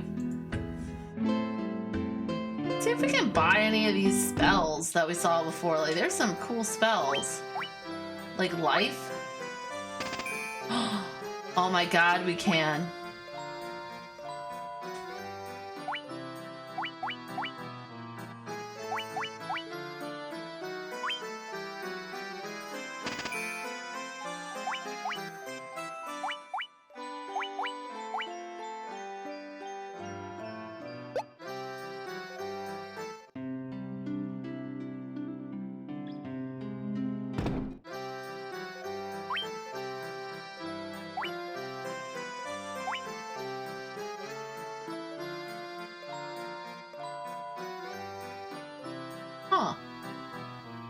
Okay.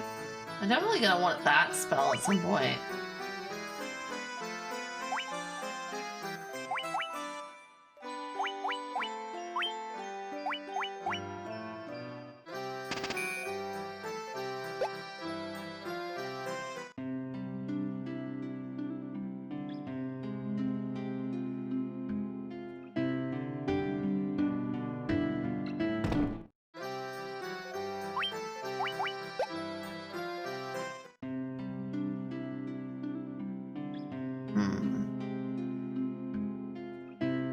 There was a armor thing up here, right?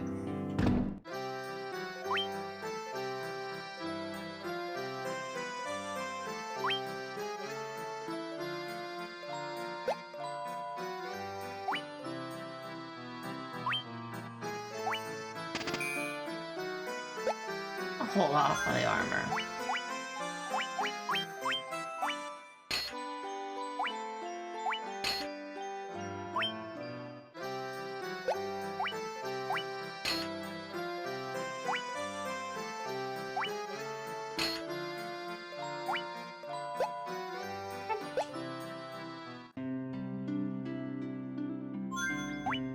So we're going over to the Giant's Cave. That's the next play.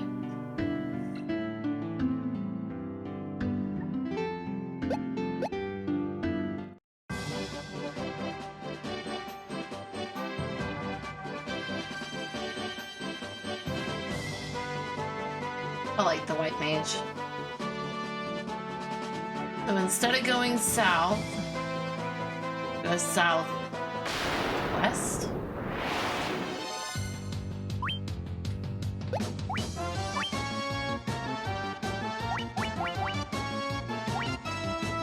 I love it.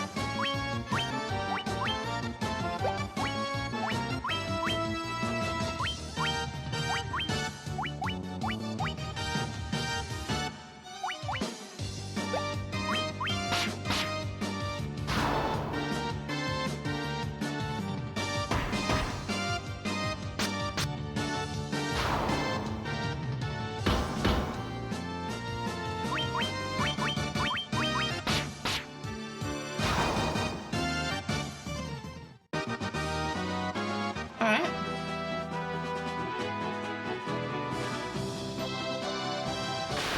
That's the Giant's Cave, I think.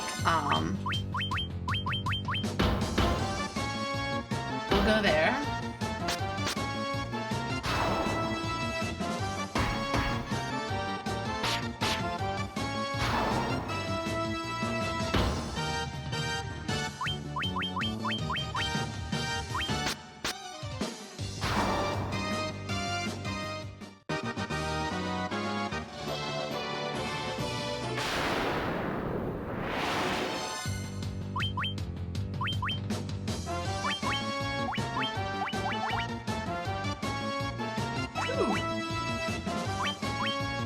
Costs a lot of MP.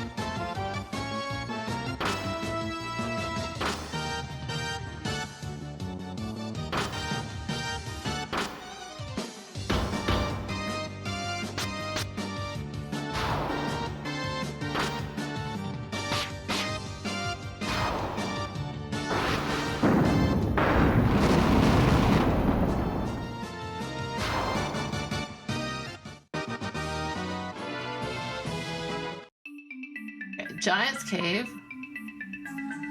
Apparently there's a guy. Oh, okay. You have Star Ruby. Give me Star Ruby, and I let you pass.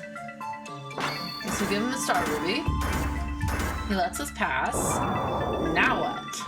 What's the next? Crunch? Oh, he ate it? He ate it? Okay. Hope it wasn't important. He just ate it. Crunch a munch. Nothing tastier than rubies. Well, I mean, I can think of some things tastier than rubies, but okay, man.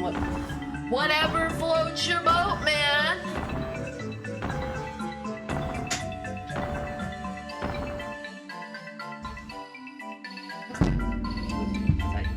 Keep hitting that. trying to get comfortable. I've been sitting here like all day. I'm like this close to turning off the camera and just like lounging and playing the game. Saying.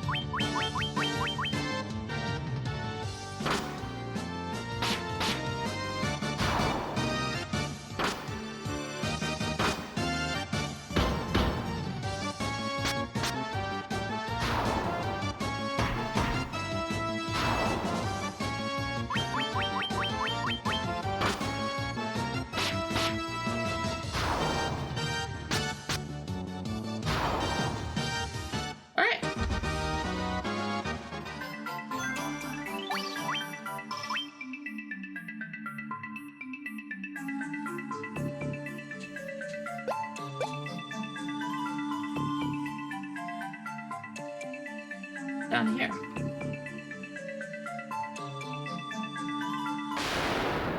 The door. Going in the door, guys. Nothing to it but to do it.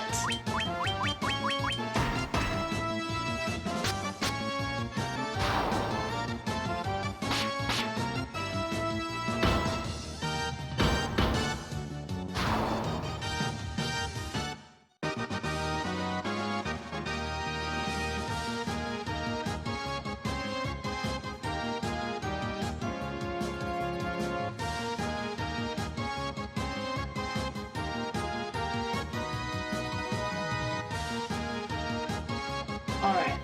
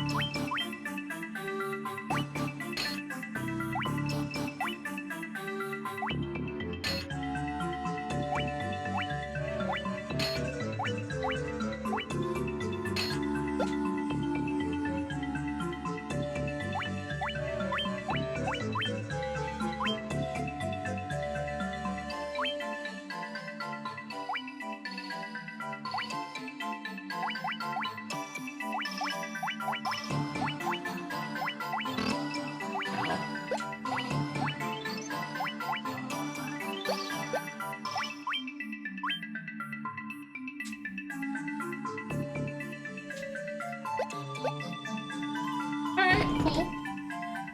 Except for down here.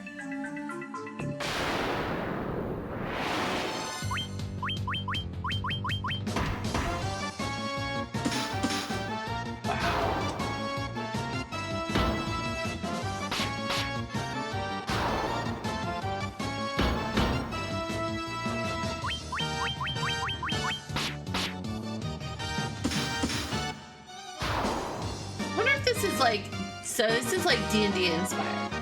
So like, just a thought, is like the multiple attacks around kind of like I noticed that the red mage and the warrior are getting more attacks around than like the cleric and the wizard. So like I'm thinking like, is there like a system to this? A method to the madness? Or to bang. It's probably my son getting up to use the bathroom. That's my guess. He's supposed to be sleeping. That's why I start at 9. My husband starts at 8. I start at 9. I start at 9 because I put my child to bed and then I start my stream. The only reason why I start at 8 on Sundays is because my husband, that's his one night a week that he puts our son to bed. He's gonna watch this and think I'm criticizing him. I'm not criticizing him. Yeah, that was definitely my son. Okay, sorry. He's trying to figure out what's going on.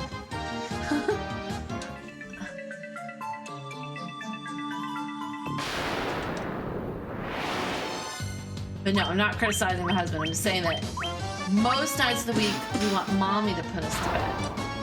On Sundays, my husband puts him to bed, tells him, tough luck. You get daddy tonight. Our son is 5, so he's very much in mommy. Mommy needs to do this. I want mommy, mommy, mommy. I kind of like it, I'm not gonna lie.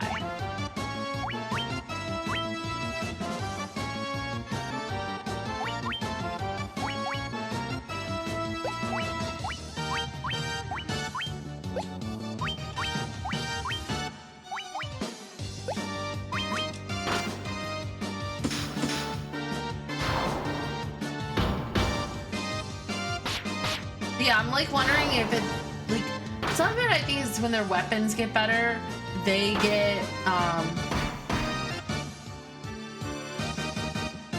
more attacks, iterative attacks. But I also wonder if it has something to do with their class. Like, does the warrior get more attacks because he's a fighter?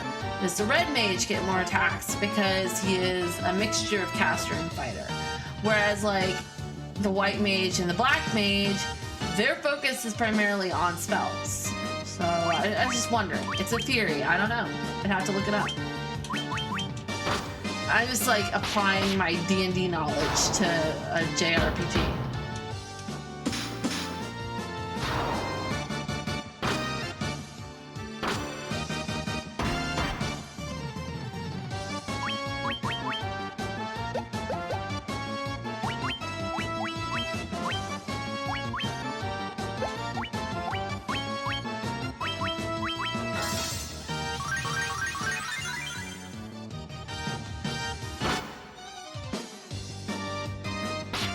I actually found an Etsy shop that sells white mage hoodies and tunics. I want one so bad. I would totally rock that.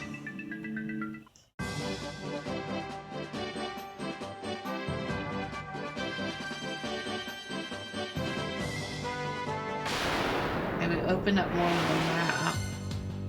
What does that do for us?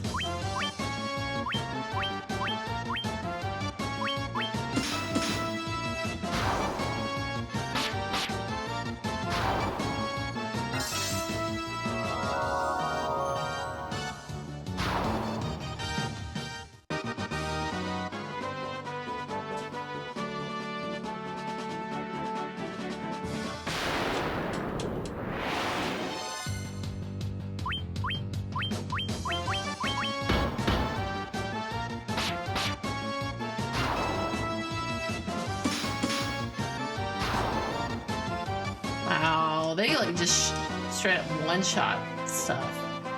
Oh, okay, there's a cave down here. This is Sage's cave.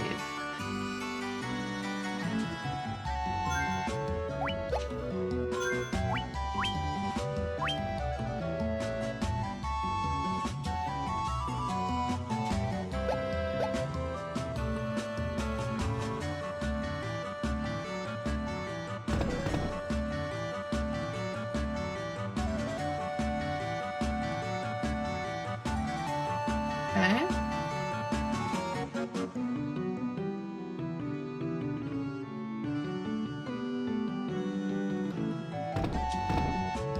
Nothing in there that I can see.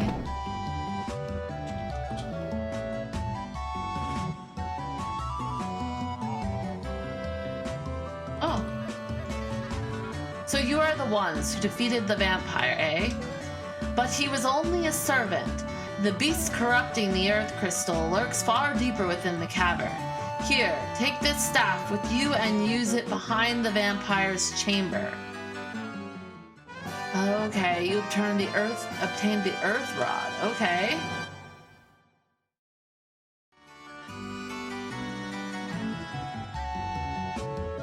Restore the crystals to grace. Can I like rest? No?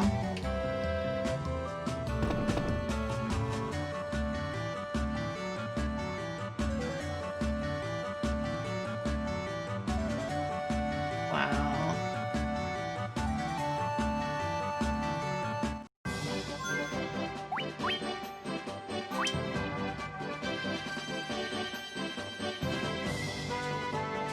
game is a lot of tedious, like, back and forth.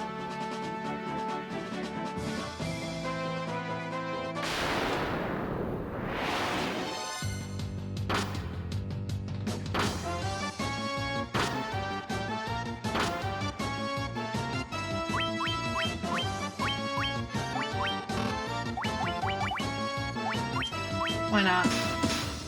We're gonna go back and rest up at the end, so I might as well see what this does.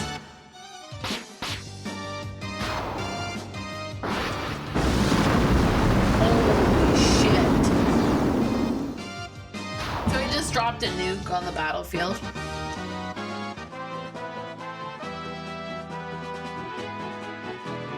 I really need to get like a retro controller if I'm gonna do a lot of retro games. Cause like, currently, I'm playing this on my PC using an Xbox controller. And it's a little awkward to use this D-pad because my hand keeps wanting to use, like, I want to use the two joysticks because I'm used to playing using the joystick. So I'm having a really hard time using these. I'm thinking if I had like an NES controller or something that only had a D-pad. But now that I have all the pieces, I'm really switching to the PSP, so I guess that's not really needed.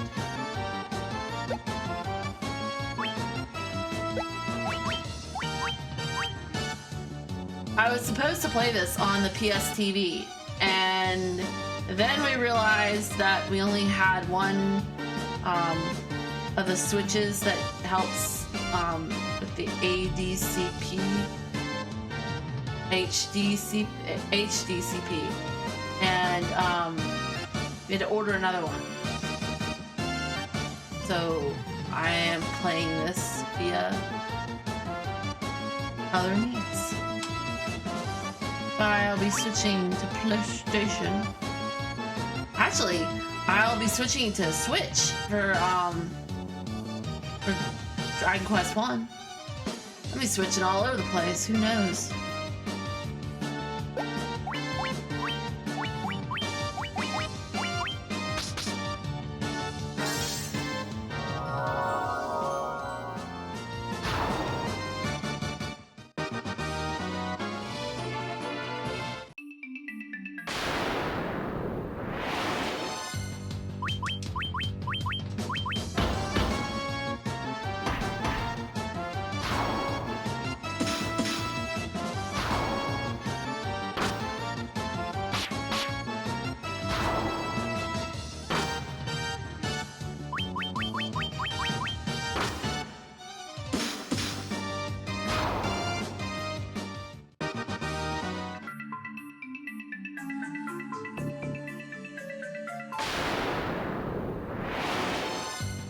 Alright.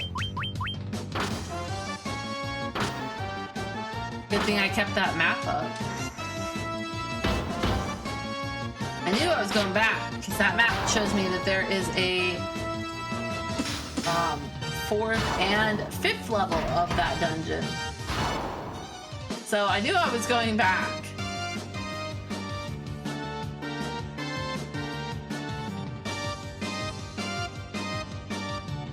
Look, I was just tired of being completely freaking lost, okay? I am not ashamed that I Googled a map of the Earth Cavern. I was tired of being lost. I cheated. I didn't cheat, I was intuitive. And, I used the fact that I'm sitting at a computer to my advantage.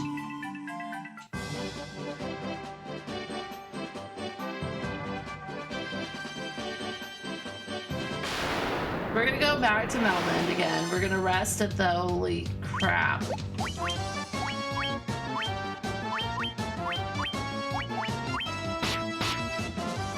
Holy cow.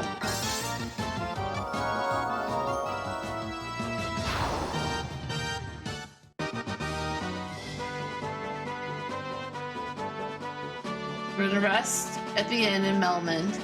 And then we're gonna go back to the Earth Cavern. And there's nothing to it but to do it.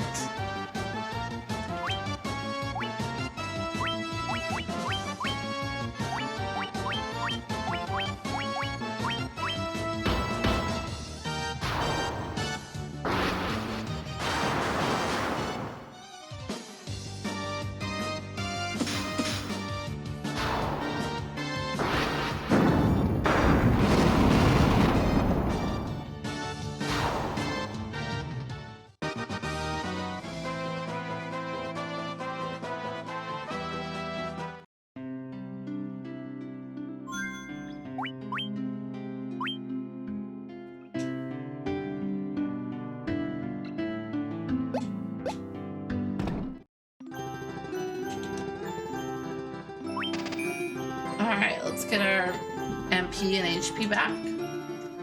And then we'll go back to Earth Cavern and let's do this thing.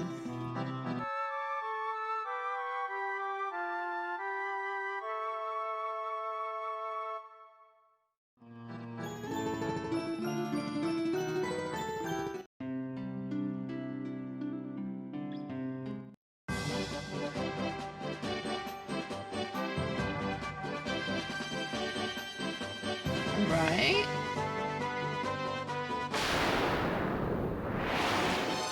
Oh, these guys again.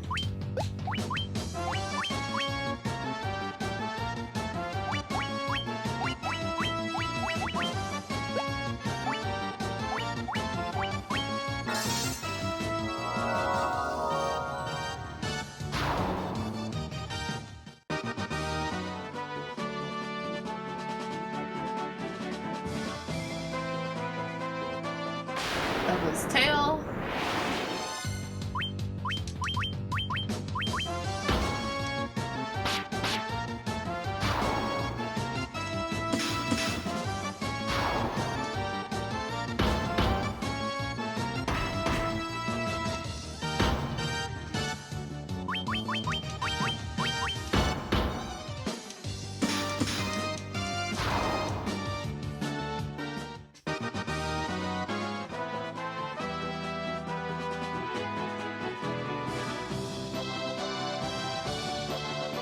All right.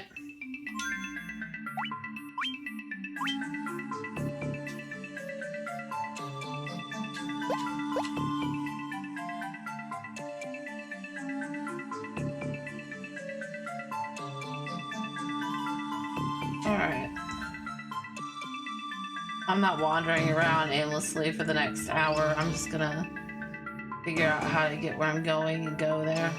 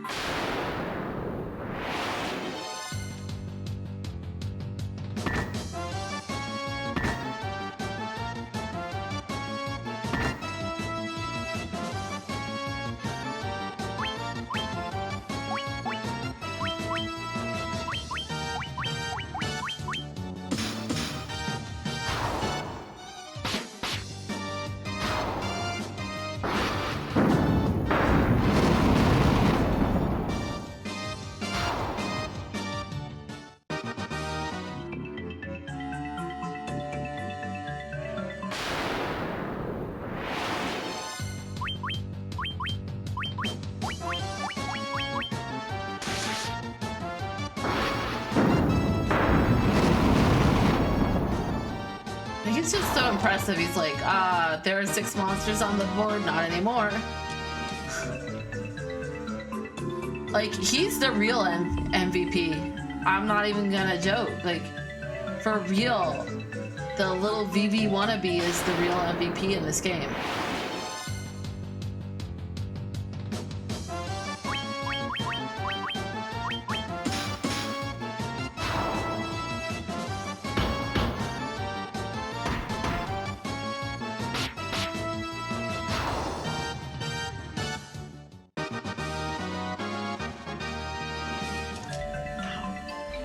What level is everybody right now? Oh, 23 and 22, huh? Wow. Okay.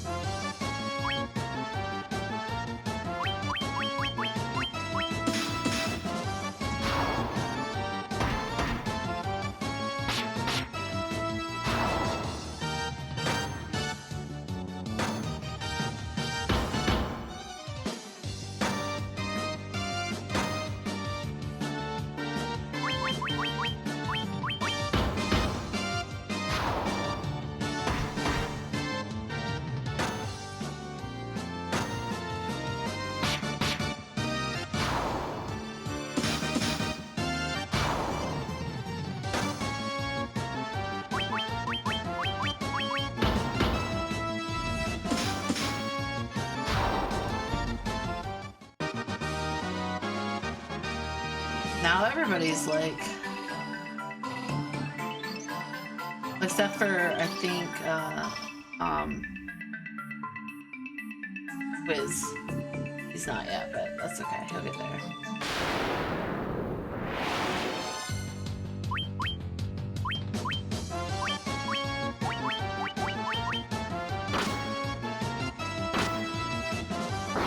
This is you can definitely see how this is you definitely see the building blocks which gave you the RPGs of today, but like it's definitely a little tedious.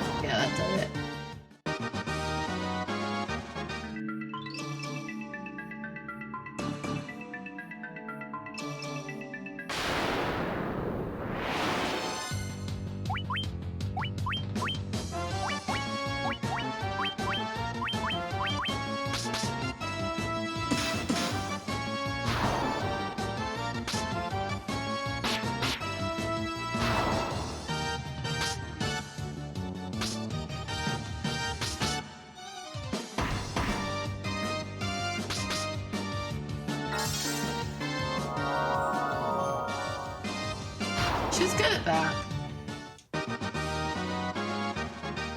Now everybody's the same level.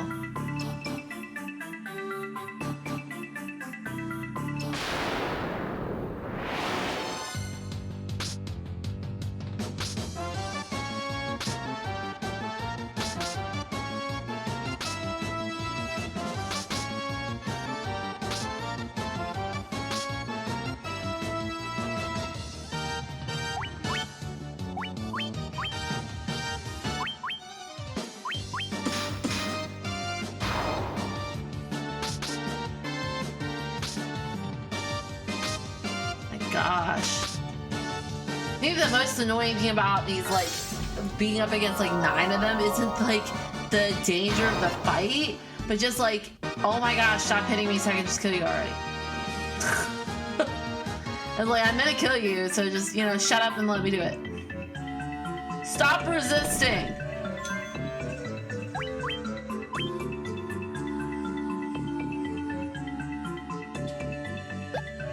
Let's,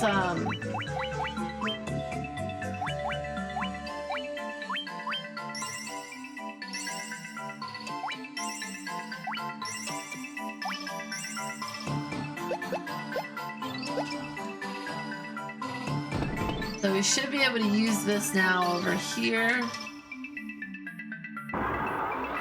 Yes. Okay. We're doing good. We're in basement level 4.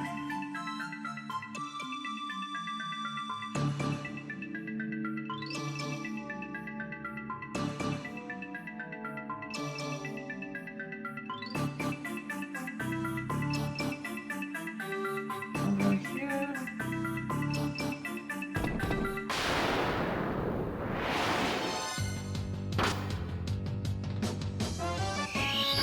Heck is an ogre mage?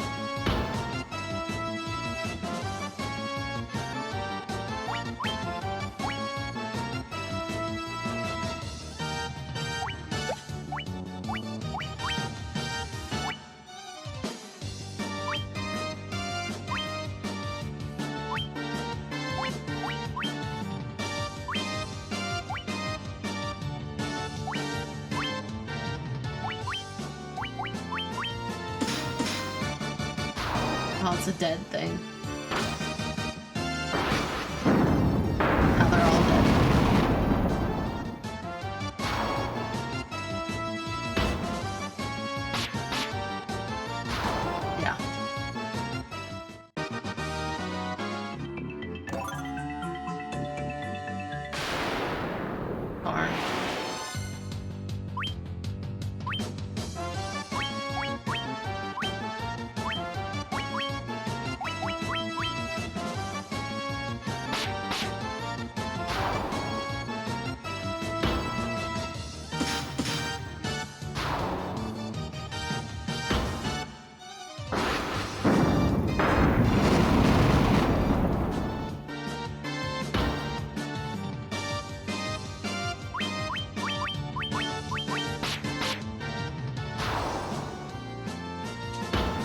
gonna be a fight like before, but I open every single chest, I guess.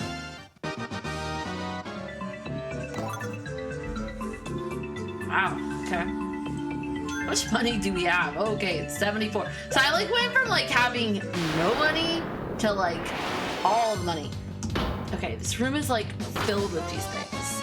Like seriously, I just want to like not fight them anymore.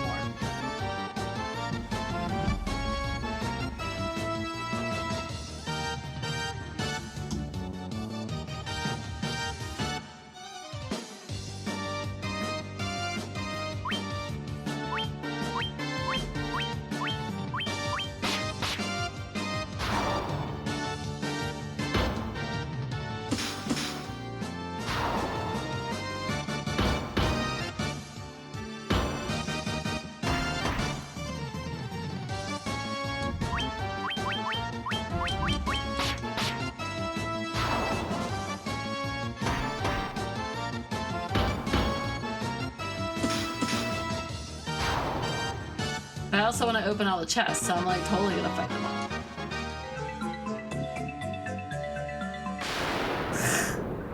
I knew that was gonna. Oh, hello.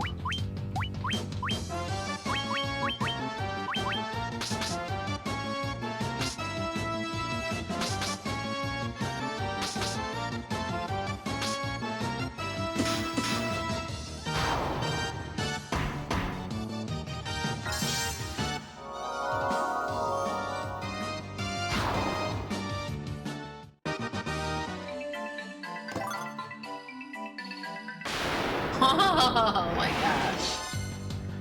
Whoa. What is that? I mean, I know what it is. It says it's a Sphinx, but wow. Okay.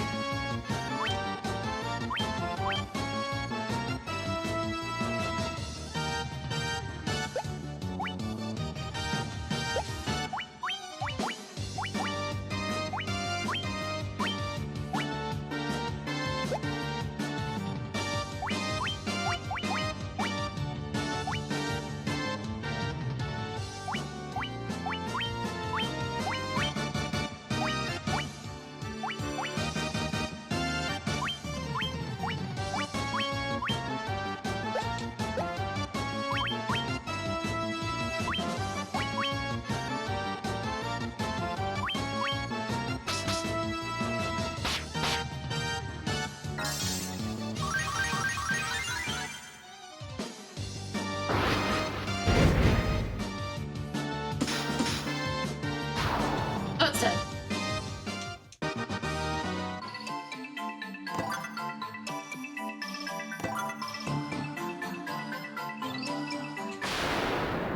Yeah, let's get out of this room. Let's just fight again.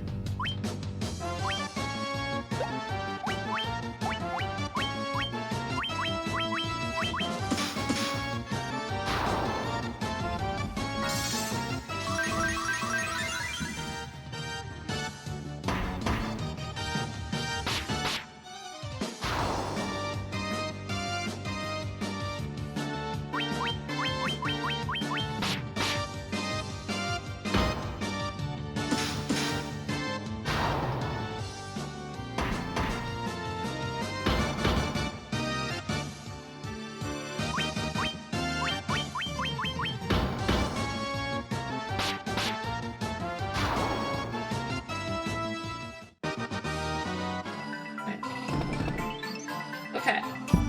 Let's go back to looking at my handy dandy mappy map. It's the map. It's the map. It's the map. It's the map. It's the map. Sorry. I've had 2 small children. I've seen a lot of kid shows.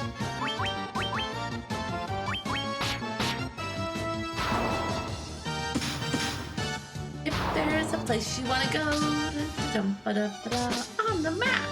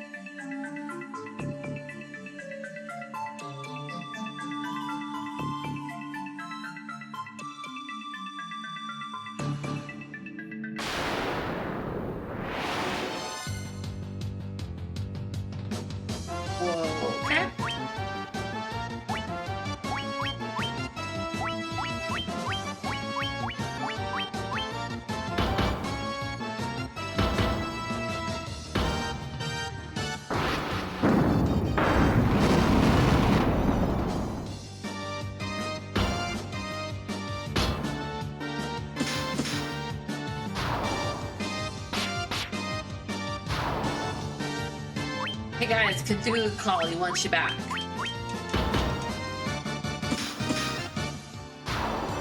These like look like straight up Cthulhu cultists. Like, I'm not even gonna lie.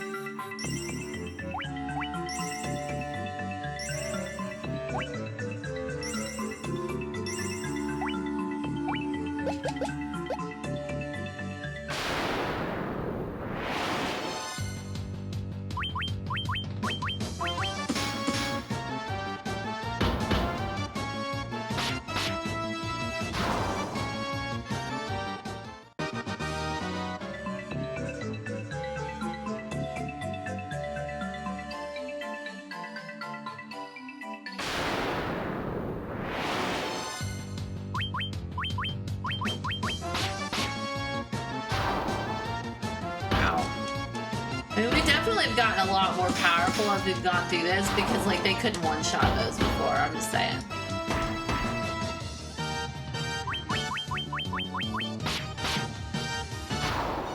It just shows you the exponential power level you get as you grind through this game.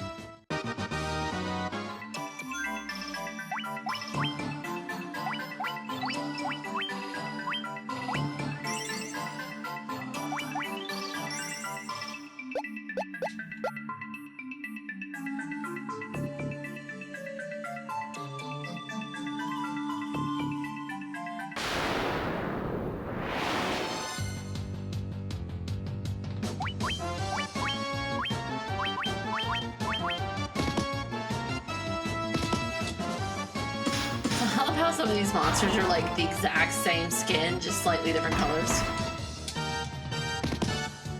Like, it's a wraith, it's a shadow, it's death, it's a reaper. It's really all the same thing, it's just different colors. It's an ogre chief, it's an ogre mage, it's an ogre, it's the same sprite, just different colors.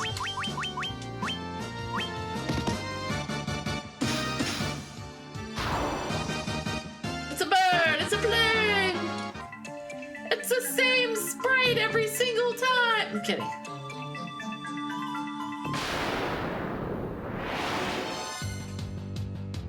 Whoa, hello.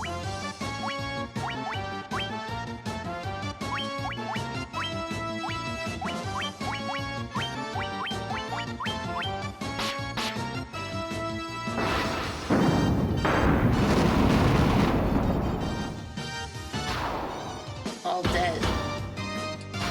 Not dead.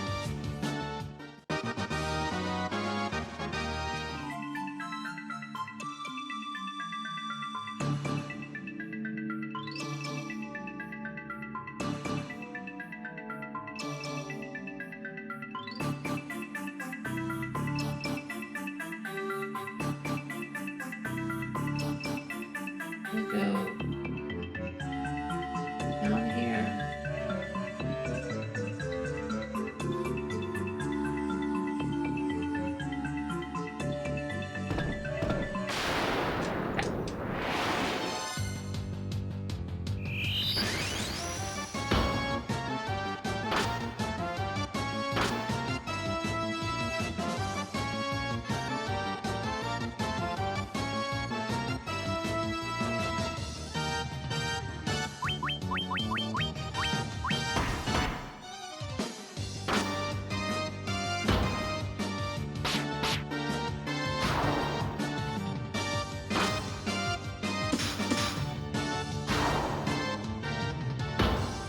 I love how we can just smack shit and it dies.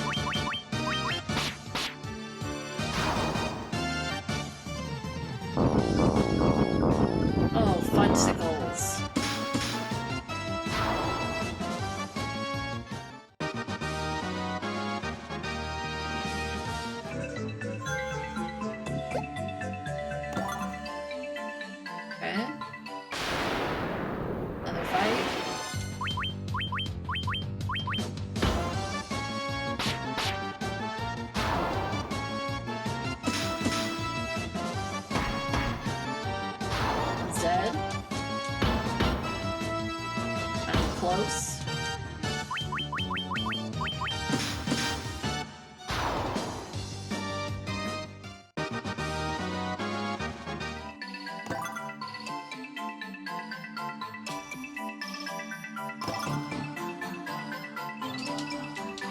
Okay.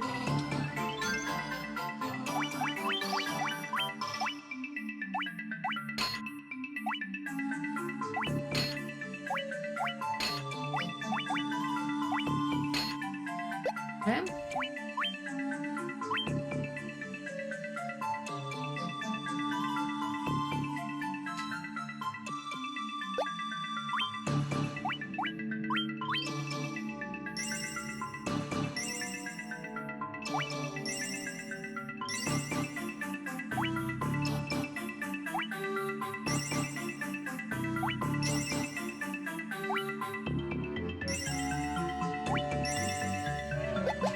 Okay.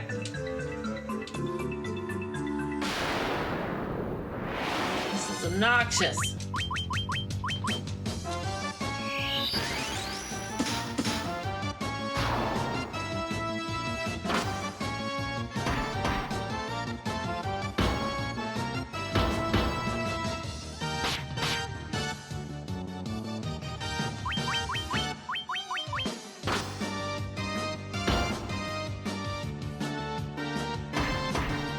It's like basically like I'm trying to save MP because like I don't know what's at the end of this dungeon and like it's another floor at least I think. And I don't want to waste my MP. Anybody's watching and wondering why I'm just repeatedly smacking stuff when I could probably be doing so much more than that. Hello? See, like this fight I'll use magic in because like it's a lot of enemies.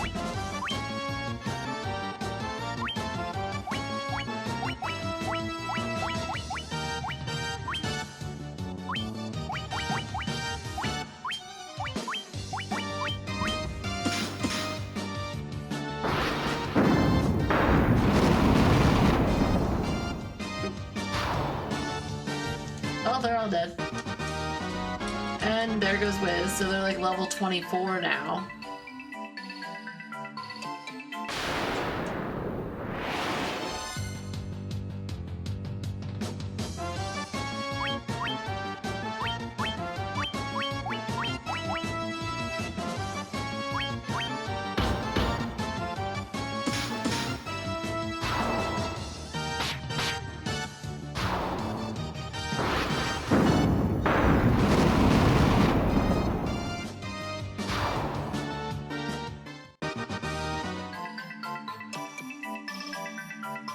Right. Cavern of Earth? He's at level 5. It's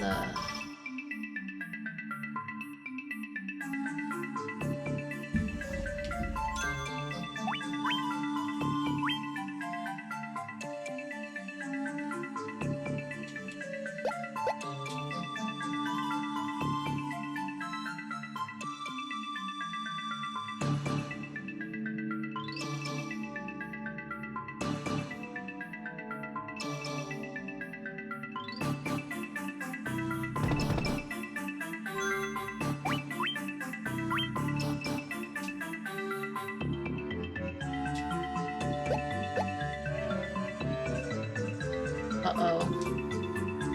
Who speaks to me?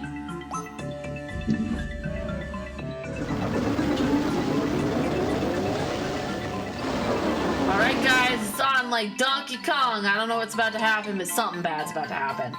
Holy yeah, I was right, something bad's about to happen. I am he who feeds on the power of Earth. Okay. How does that make you feel? I will not be disturbed by mortal men. I am the Lich, fiend of Earth. Okay, man.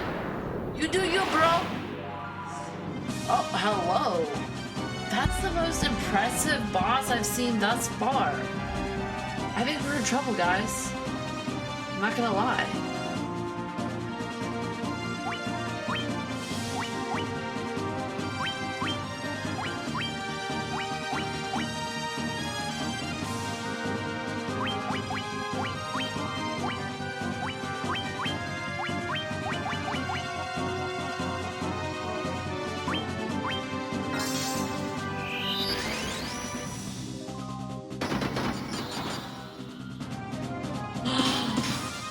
shut the front door.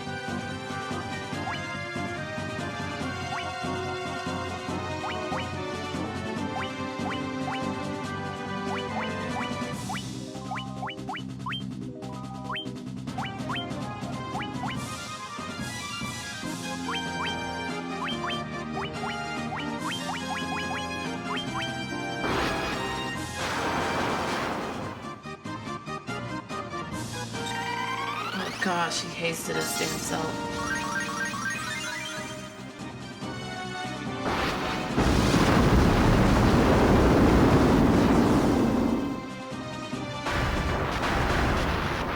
Did I win? Nuh-uh! Shut the front door! I won? Woo! I won! I beat it! I did it!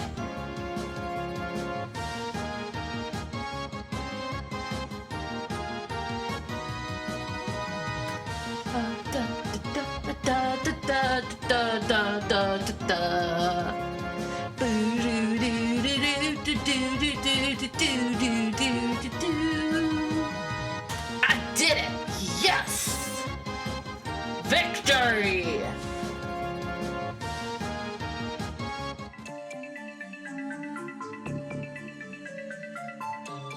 Booyah! Mr. Lich, in your face. That's right. This bitch don't play. Right now.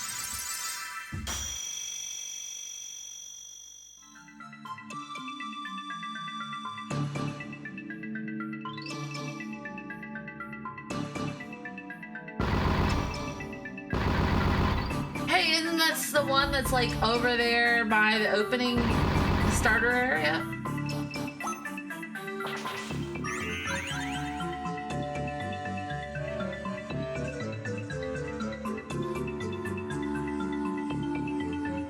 What? Why are you rating me? I thought you were playing your...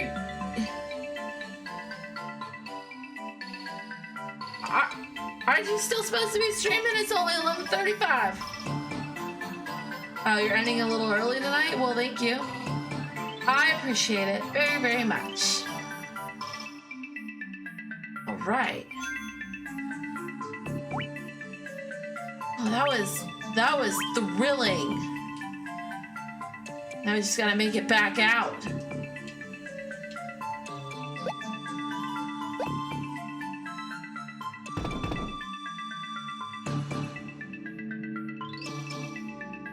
I don't remember the way out.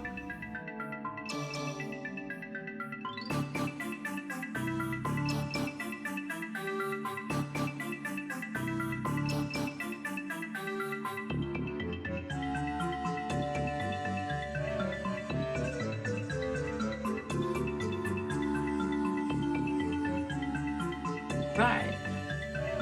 Well, welcome in, everybody. It's nice to have you here. I just beat a lich on the first try.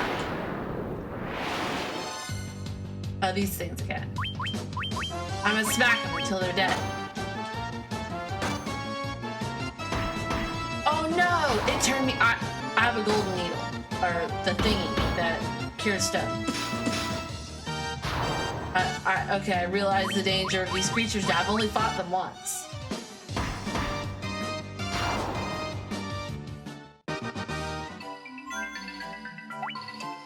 I have the thing for this.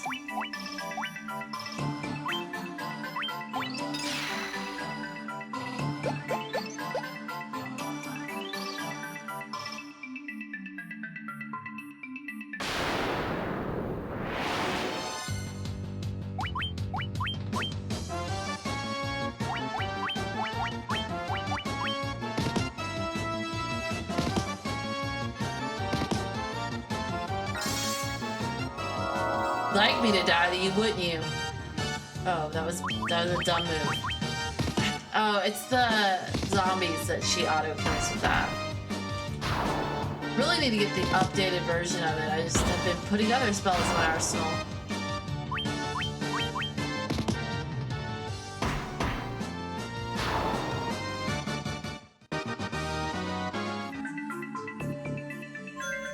Should probably.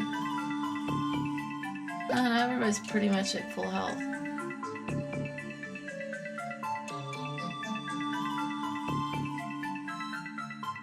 Together, I went the wrong way.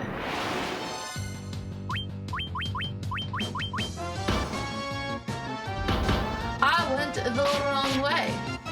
Because I have a tendency to get turned around. I do.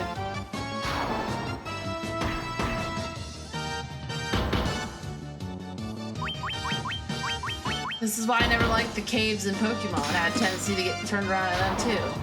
Until I like memorized them.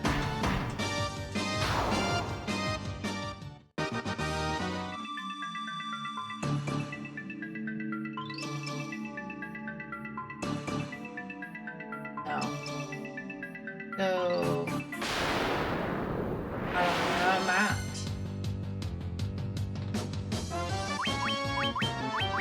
But we'll find our way. I wish I had like an escape rope or something. That'd be nice.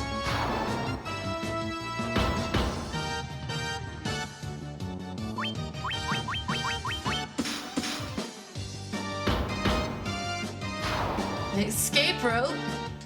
That's a Pokemon thing. But like, other RPGs have that kind of stuff, right? Like, that's a thing. Okay, I am absolutely lost and turned around. I think I might still be heading in the right direction though. I'm fairly confident I can find my way out. Have a paper bag, perhaps, but maybe not this cavern.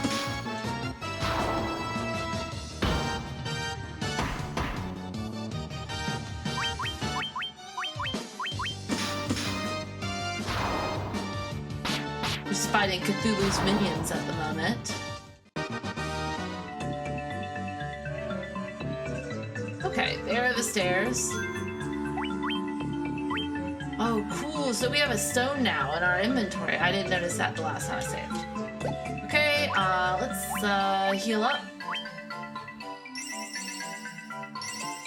Because I don't want to die after having beat that lit. Well, I mean, I've saved a bunch of times since then, so I'm good. But still.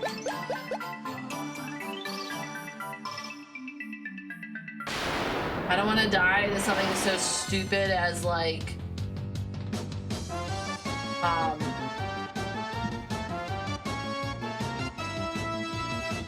it's like Cthulhu's minions over here. There was a teleporter behind. Are you kidding me? There was a teleporter behind.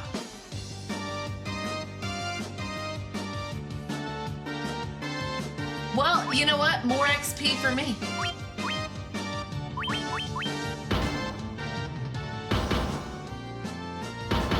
It's okay. I have a map. After I walked around in circles for like the umpteenth freaking time. I looked up a map. Yeah, he gets expelled to teleport when he becomes a black wizard. He can't get it as a black mage. He has to be a black wizard. I know, I already wanted to get it. Because I thought, well, that'd be handy. Can't get it yet. Nope. I have to wait till you're a wizard. You're a wizard, Harry.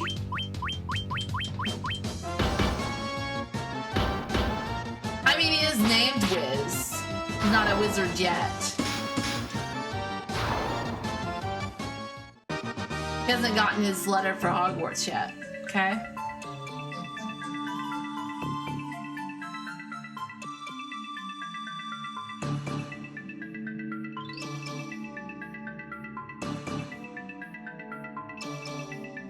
Still waiting on that Hogwarts acceptance letter, guys. Don't judge him.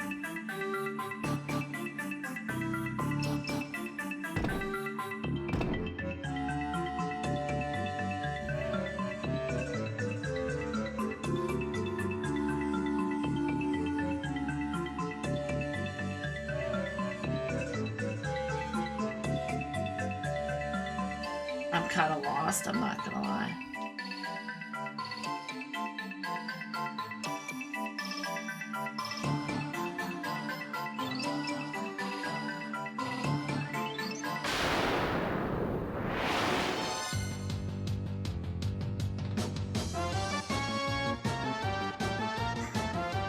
Damn, I'd be lost.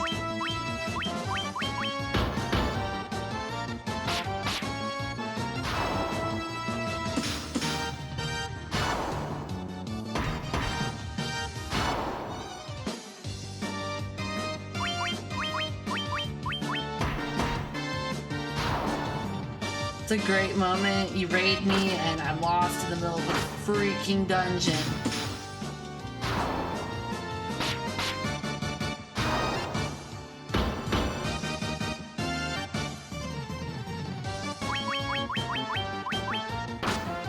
And a poison! Woot woot! That's okay.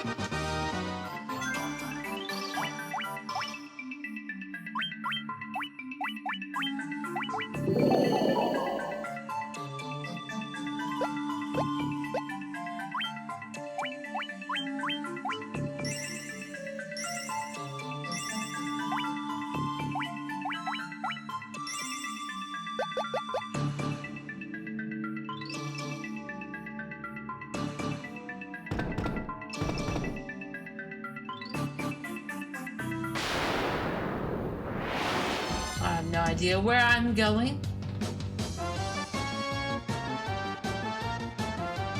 Oh my god, I think I do know where I'm at.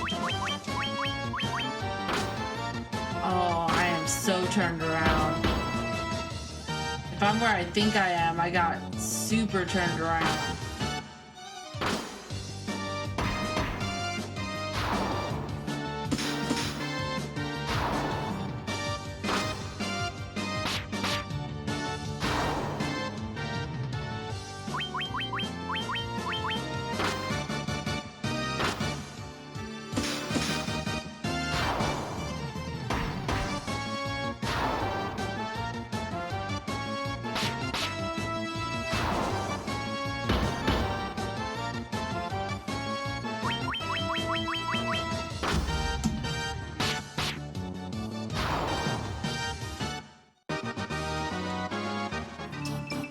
Well then.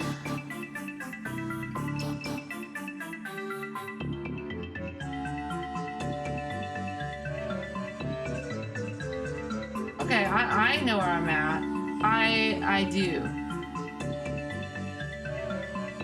Okay.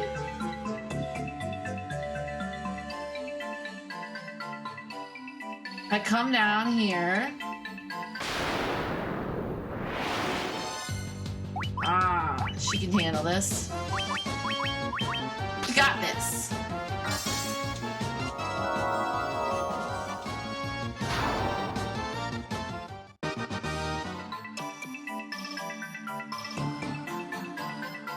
And there should be stairs to the left.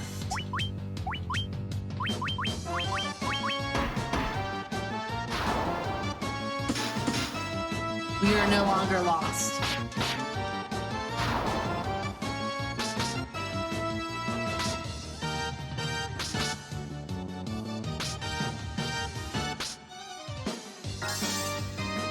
Just gotta kill some zombies. And then we can be on our way.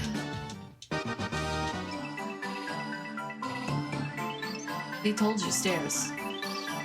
Okay.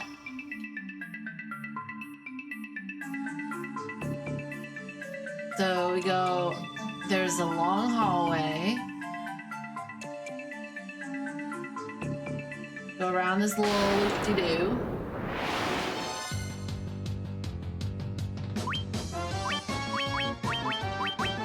Smash some spiders. Yes, I am almost out. I'm getting there.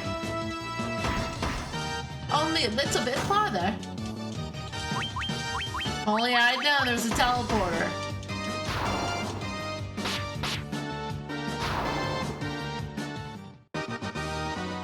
Guess I'll remember that for the next crystal.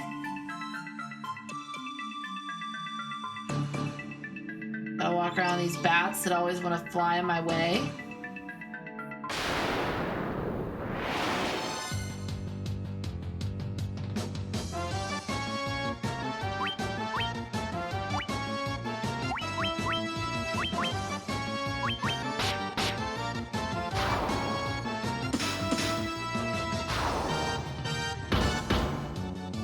I'll be using more magic, but I used almost all of Wiz's magic to beat the Lich. Because he was the only one that could do any, like, real damage to the darn thing. I mean, like, really? Him and Wiz and Mage carried that fight. Mage kept everybody alive, and Wiz, like, nuked the sucker. Like, he was doing almost 300 damage a pop to the Lich. And the guys with their swords were barely touching it. Like, I think War was able to do, like, 90-something damage, and Red was lucky if he got 70. So, I mean, like, Wiz really carried that fight, which is why he's almost out of MP. Alright, we are on the world map.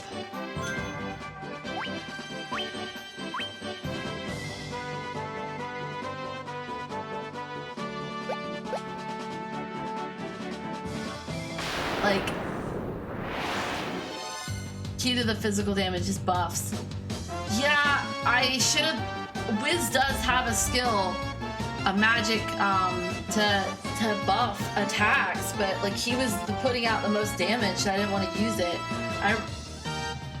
And Red didn't have it. Red did have like defensive buffs, and I had him put like evasion on Wiz, and I had Mage give herself evasion, which actually came in handy a couple of times because he tried to put her to sleep and he tried to cast another spell on her and he kept missing because she had put evasion on herself, and so he couldn't manage to attack her. It was really nice.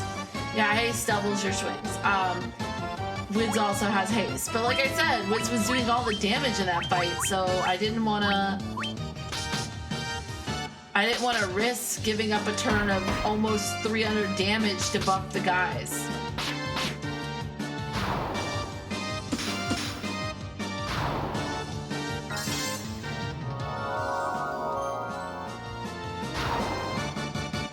This is the power that a cleric is supposed to have.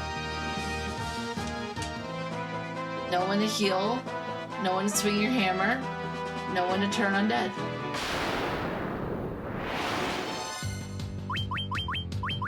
These guys look mean and brute. They're dead.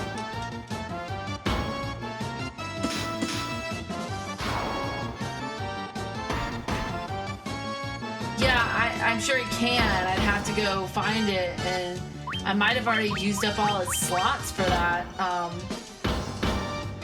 spell level.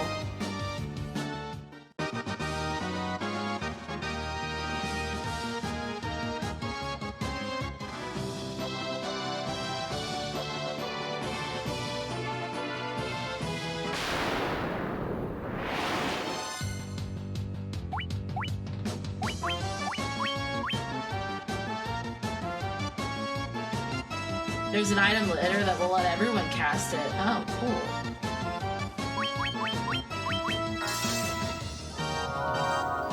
Right now, I'm just trying to get back to Melman so I can get to an inn and get some MP back. Having the 99 potions came in handy, for real, because you'll notice that Mage still has, like, a lot of MP left. Like, she has, like, but like a third of it left. I mean, she's doing pretty good.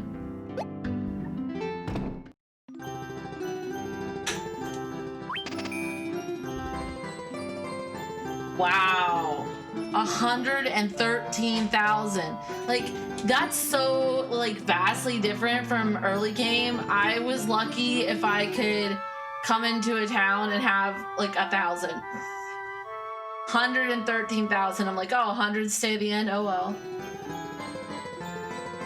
Yeah, I'm pretty confident that I filled up his level 2 slots. So like, can you like reteach? Because if not, I just effed that.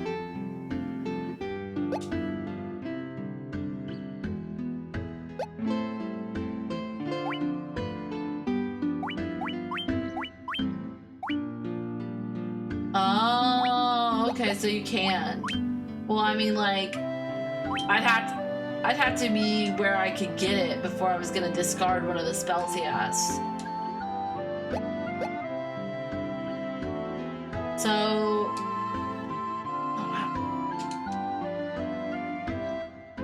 Well, I did restore the Crystal of Grace, so.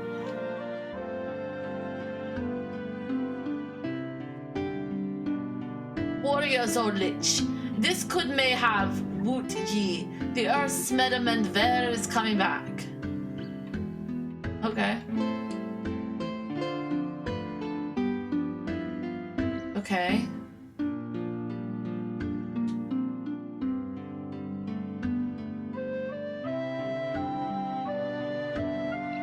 I'm just a farmer. Okay. I just saved them and that's all the thanks I get?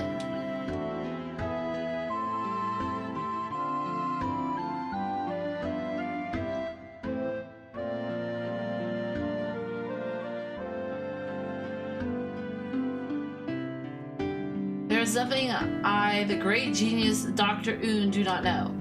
What? You've never heard of me? Inconceivable! Inconceivable! I do not know that. I do not think that means what you think it means.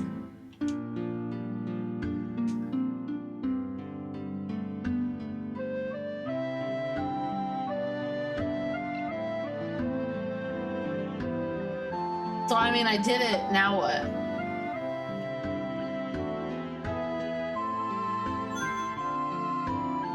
There's a level 7 black spell called Saber that gives attack and accuracy, but it's self only. But there's an item called Giant's Glove that you can use as an item to let anyone cast it. Oh, cool. Woo.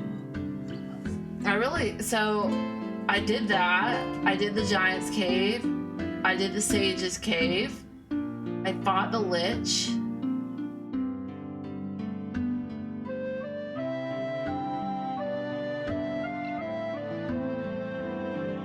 Okay, the Earth Gift Shrine. With the vampire defeated, the Earth Crystal will be activated. Make your way back to Melman and take a well-deserved rest at the inn. Although you can't see it, the Earth is slowly returning to normal. The townspeople are so gloomy. Oh, okay, so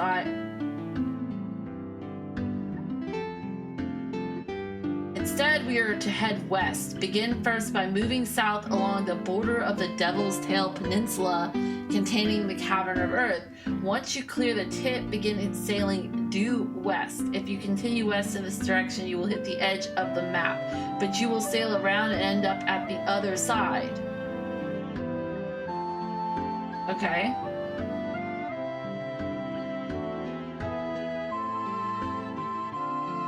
I can do the class upgrade. How do I do the class upgrade? Where do I go to for the class upgrade? Inquiring minds want to know. I am intrigued.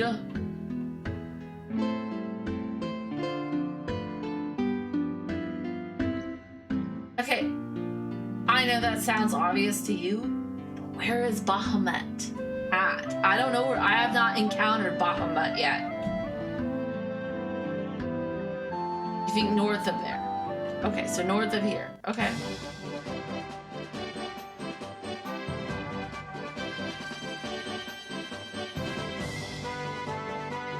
Small islands.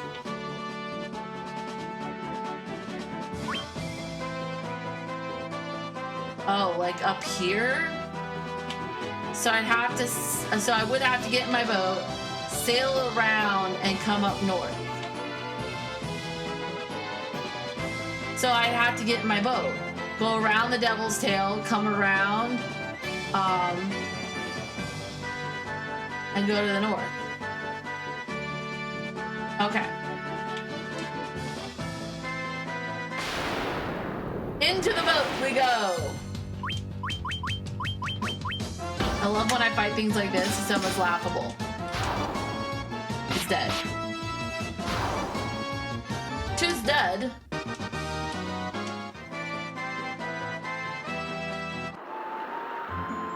Alright. Sailed the wrong way already.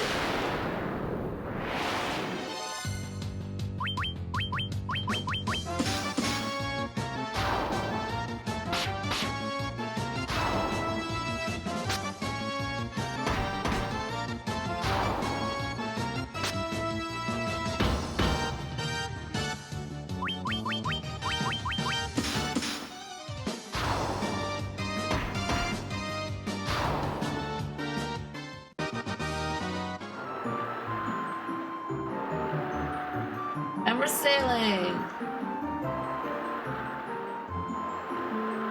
Alright, so we've gone around the Devil's Tail. And then we want to... Hello. Y'all are ugly.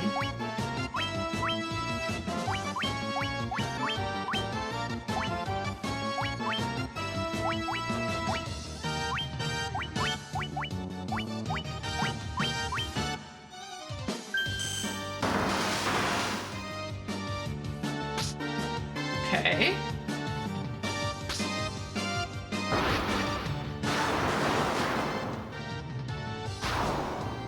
And they're dead.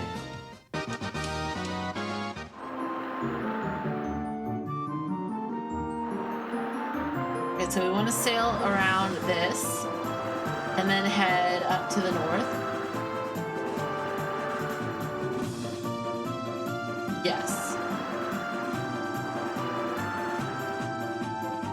Yes. I just want to make sure I'm heading in the right direction. I don't want to get lost.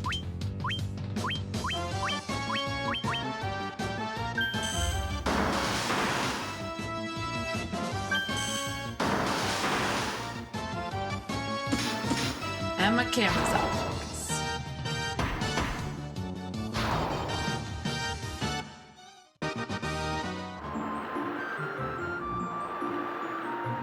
And we're heading north. Okay, so then we want to go around the edge of this.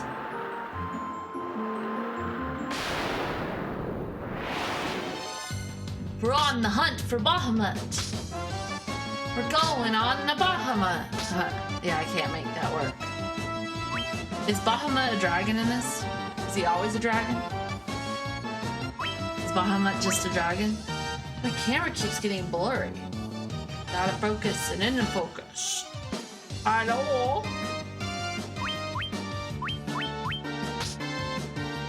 He is always a dragon. Okay.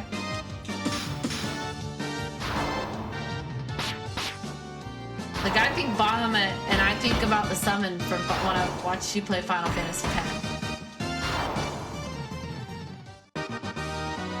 When do you start getting summons in Final Fantasy? When was the first Final Fantasy with summons?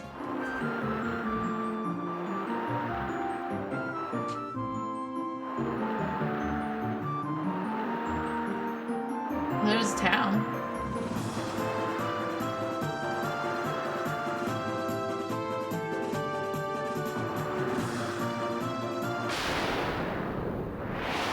They don't come till 3. Oh, okay. So, small problem. I haven't found any of those islands I can dock on yet.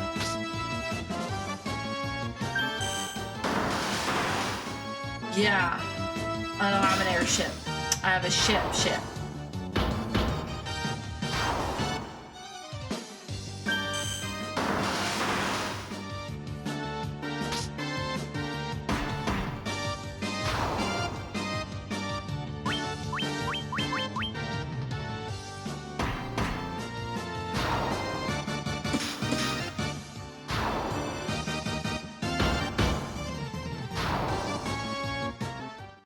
I mean, I'll check the map, but I don't think I can dock anywhere. Like, there's not a dock anywhere over here. That's why I needed to sail west over here and come over here, and I could hit this dock here. So, yeah, So, I cannot do that right now. I'm gonna have to follow the walkthrough, go to the west.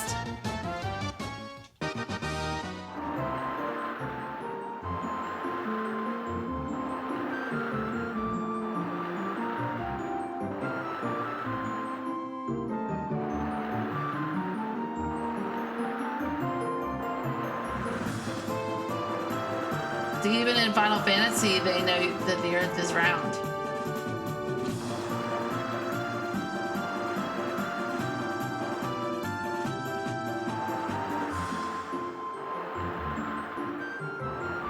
No flat earthers here.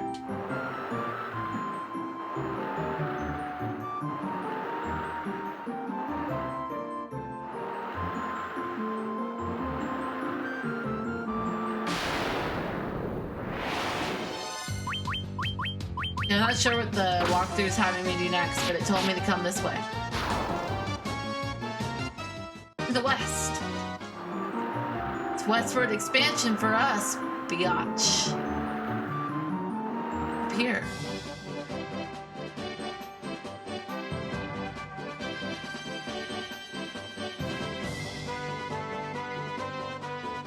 I don't think this is where it wanted me to go. I think it wanted me to go further down. There's another dock further down. I think it wanted me to go to that one.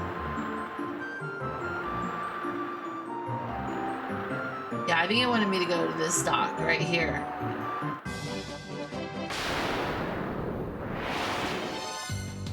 I mean, I'm making an assumption.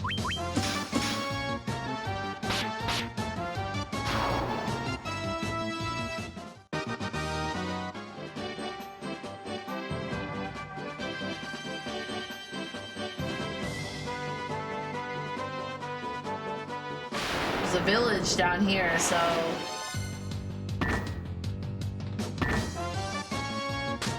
I don't like these things.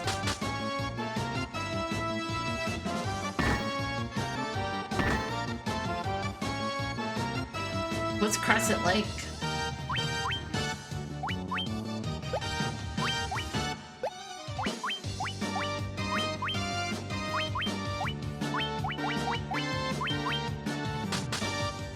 I'm gonna blow everything up.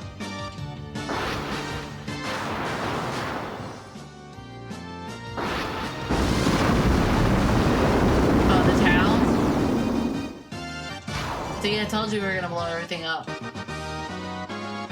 Kill it with fire. Kill it with fire, and then onward to the fire crystal. Oh, okay. Okay, so the town is up there. Oh. In a volcano, of course. I mean, where else would you have the fire crystal? It did mention a volcano in the walkthrough, so that makes sense. Look at that. It's a crescent lake.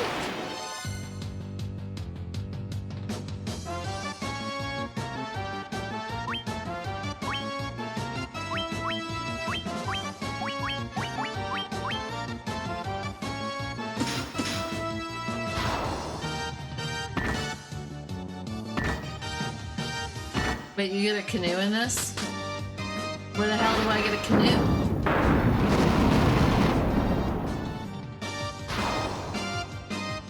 I'll say, crescents aren't a complete circle, so there should be an opening. I feel like that's part of the fun, is finding out where the flipping opening is.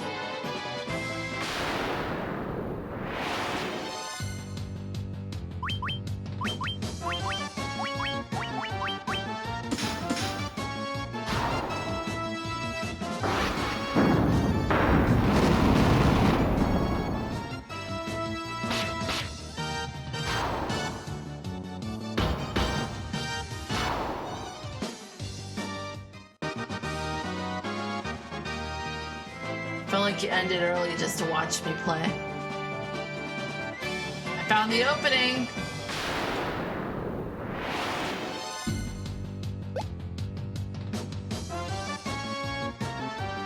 Why not? I like having her at the top, because then I can see her on the world map. And you know what? I'll do what I want. Oh, you need to catch up on what you're doing a great job at it right now.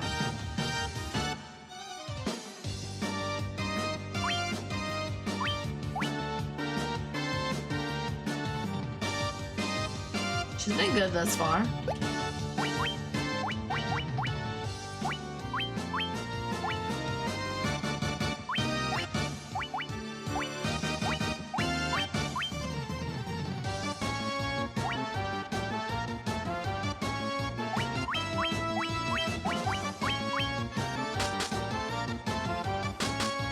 I like having her walk around the map.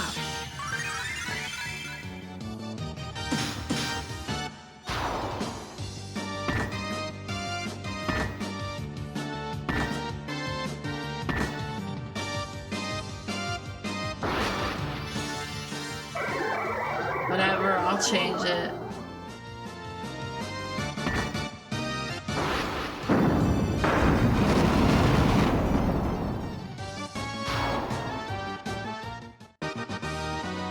If you just trying to help.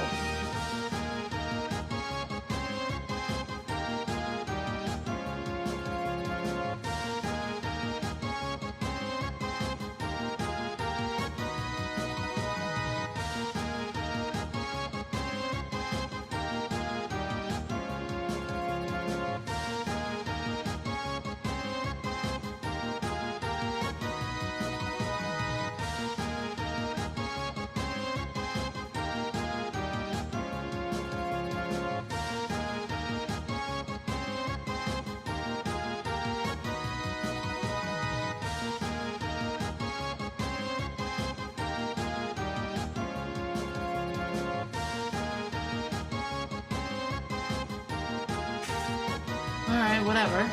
So, I don't, oh, okay, so you don't get, so you don't get the rose until, I didn't think it mattered, they were all in a straight line. Oh my gosh, I can stock up on potions!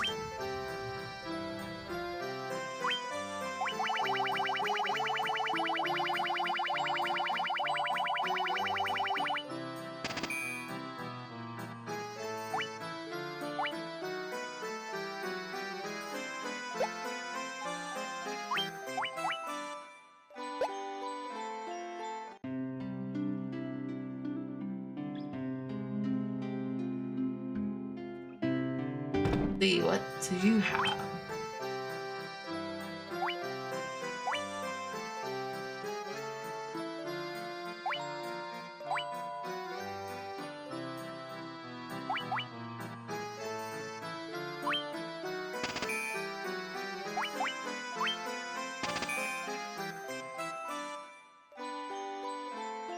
Yeah, well, you say only 14K, but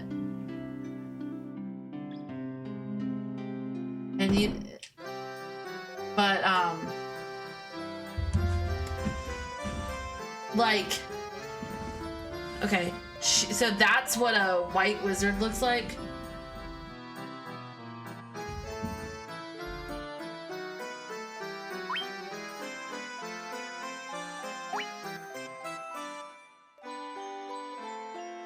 Oh my god, I want it!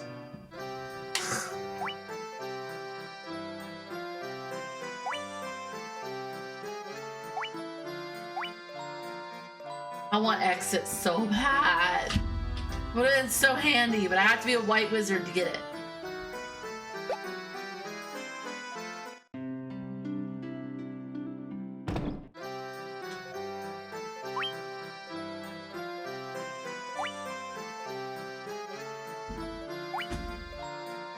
Calls an earthquake to swallow foes. Damn.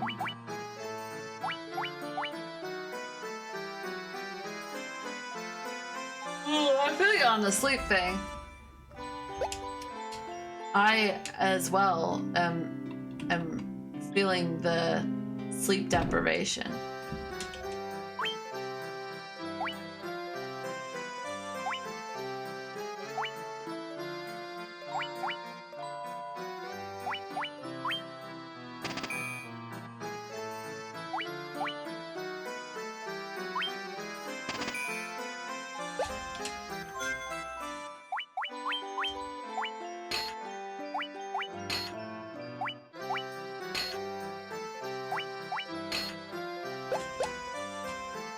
Alright.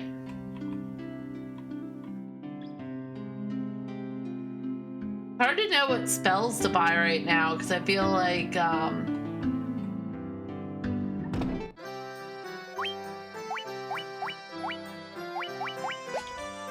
what's in there already?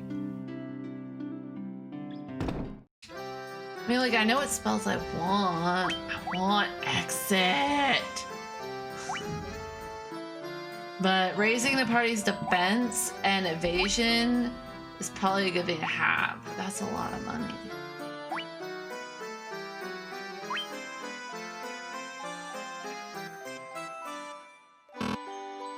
My magic level's too low anyway, so I can't learn it.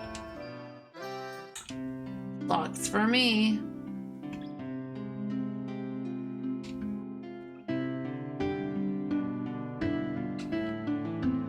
I guess I should talk to people. They can tell me where to go. My husband is always traveling, and in the little time he is home, he sleeps all day. Damn. I think he needs to get his priorities straight.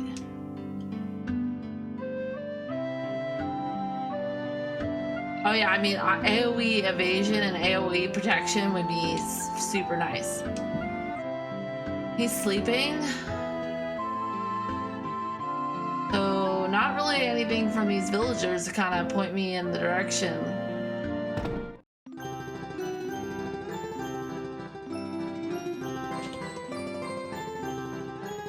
Ugh. Oh wow. Top right of the town. What are you talking about? Beyond the shops. Yeah, but we only control everything the light touches, man.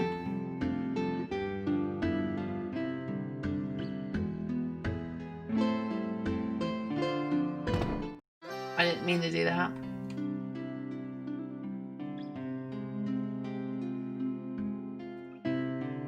It's a cult. In the forest, it's a cult of dwarves. I am Lucan. Oh! He's the guy that made the prophecy about the warriors of light, right? I see a cycle of wrath, a dim light guided by destiny, that about which our entire future revolves. Well, thanks, man. Appreciate it. Well done, warriors of light. You have defeated the fiend of earth and have restored the crystal's light. Sadly, this has drawn the notice of the fiend of fire, who was not to have stirred for another 200 years. Take this canoe and go face the fiend in Mount Golg.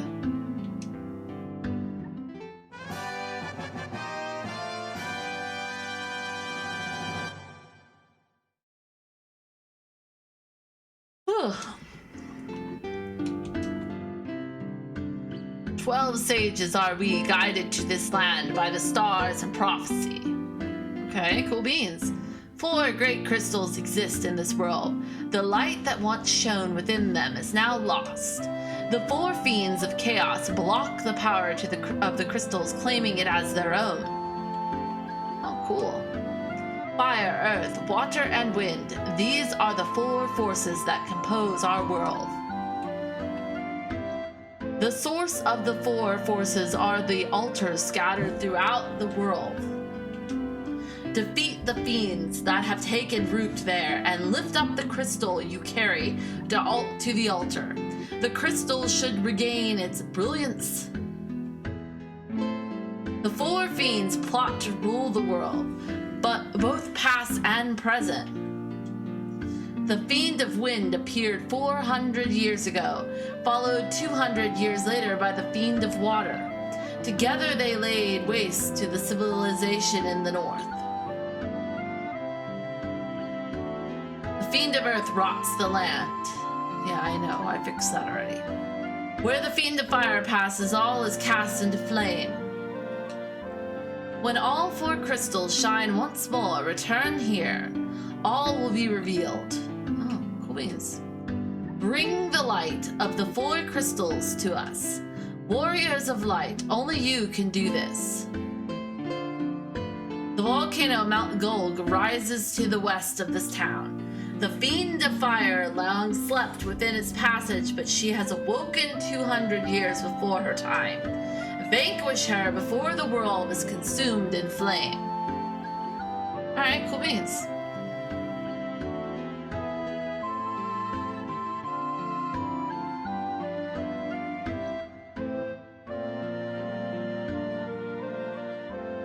Ugh. Oh, so you wandered all the way up here just to stand in my way, huh? Alright, thank you.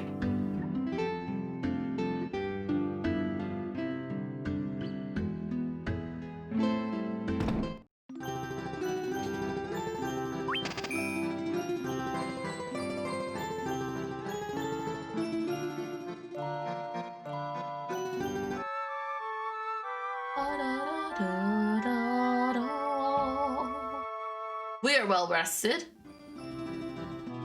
Onward we proceed. Alright.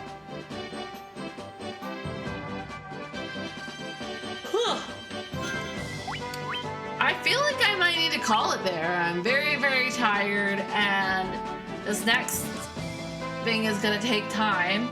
So we'll start out next time with the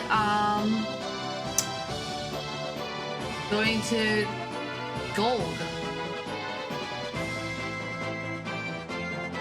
Right, the cave by the beginning. So we'll start out next time with that. Tomorrow I should be live at 10 p.m. Eastern Standard Time. I will be playing Layers of Fear for Spine Chilling Saturdays. Click the follow button if you want to know when I go live. Thanks for watching. I appreciate everybody, and I'll catch you guys next time.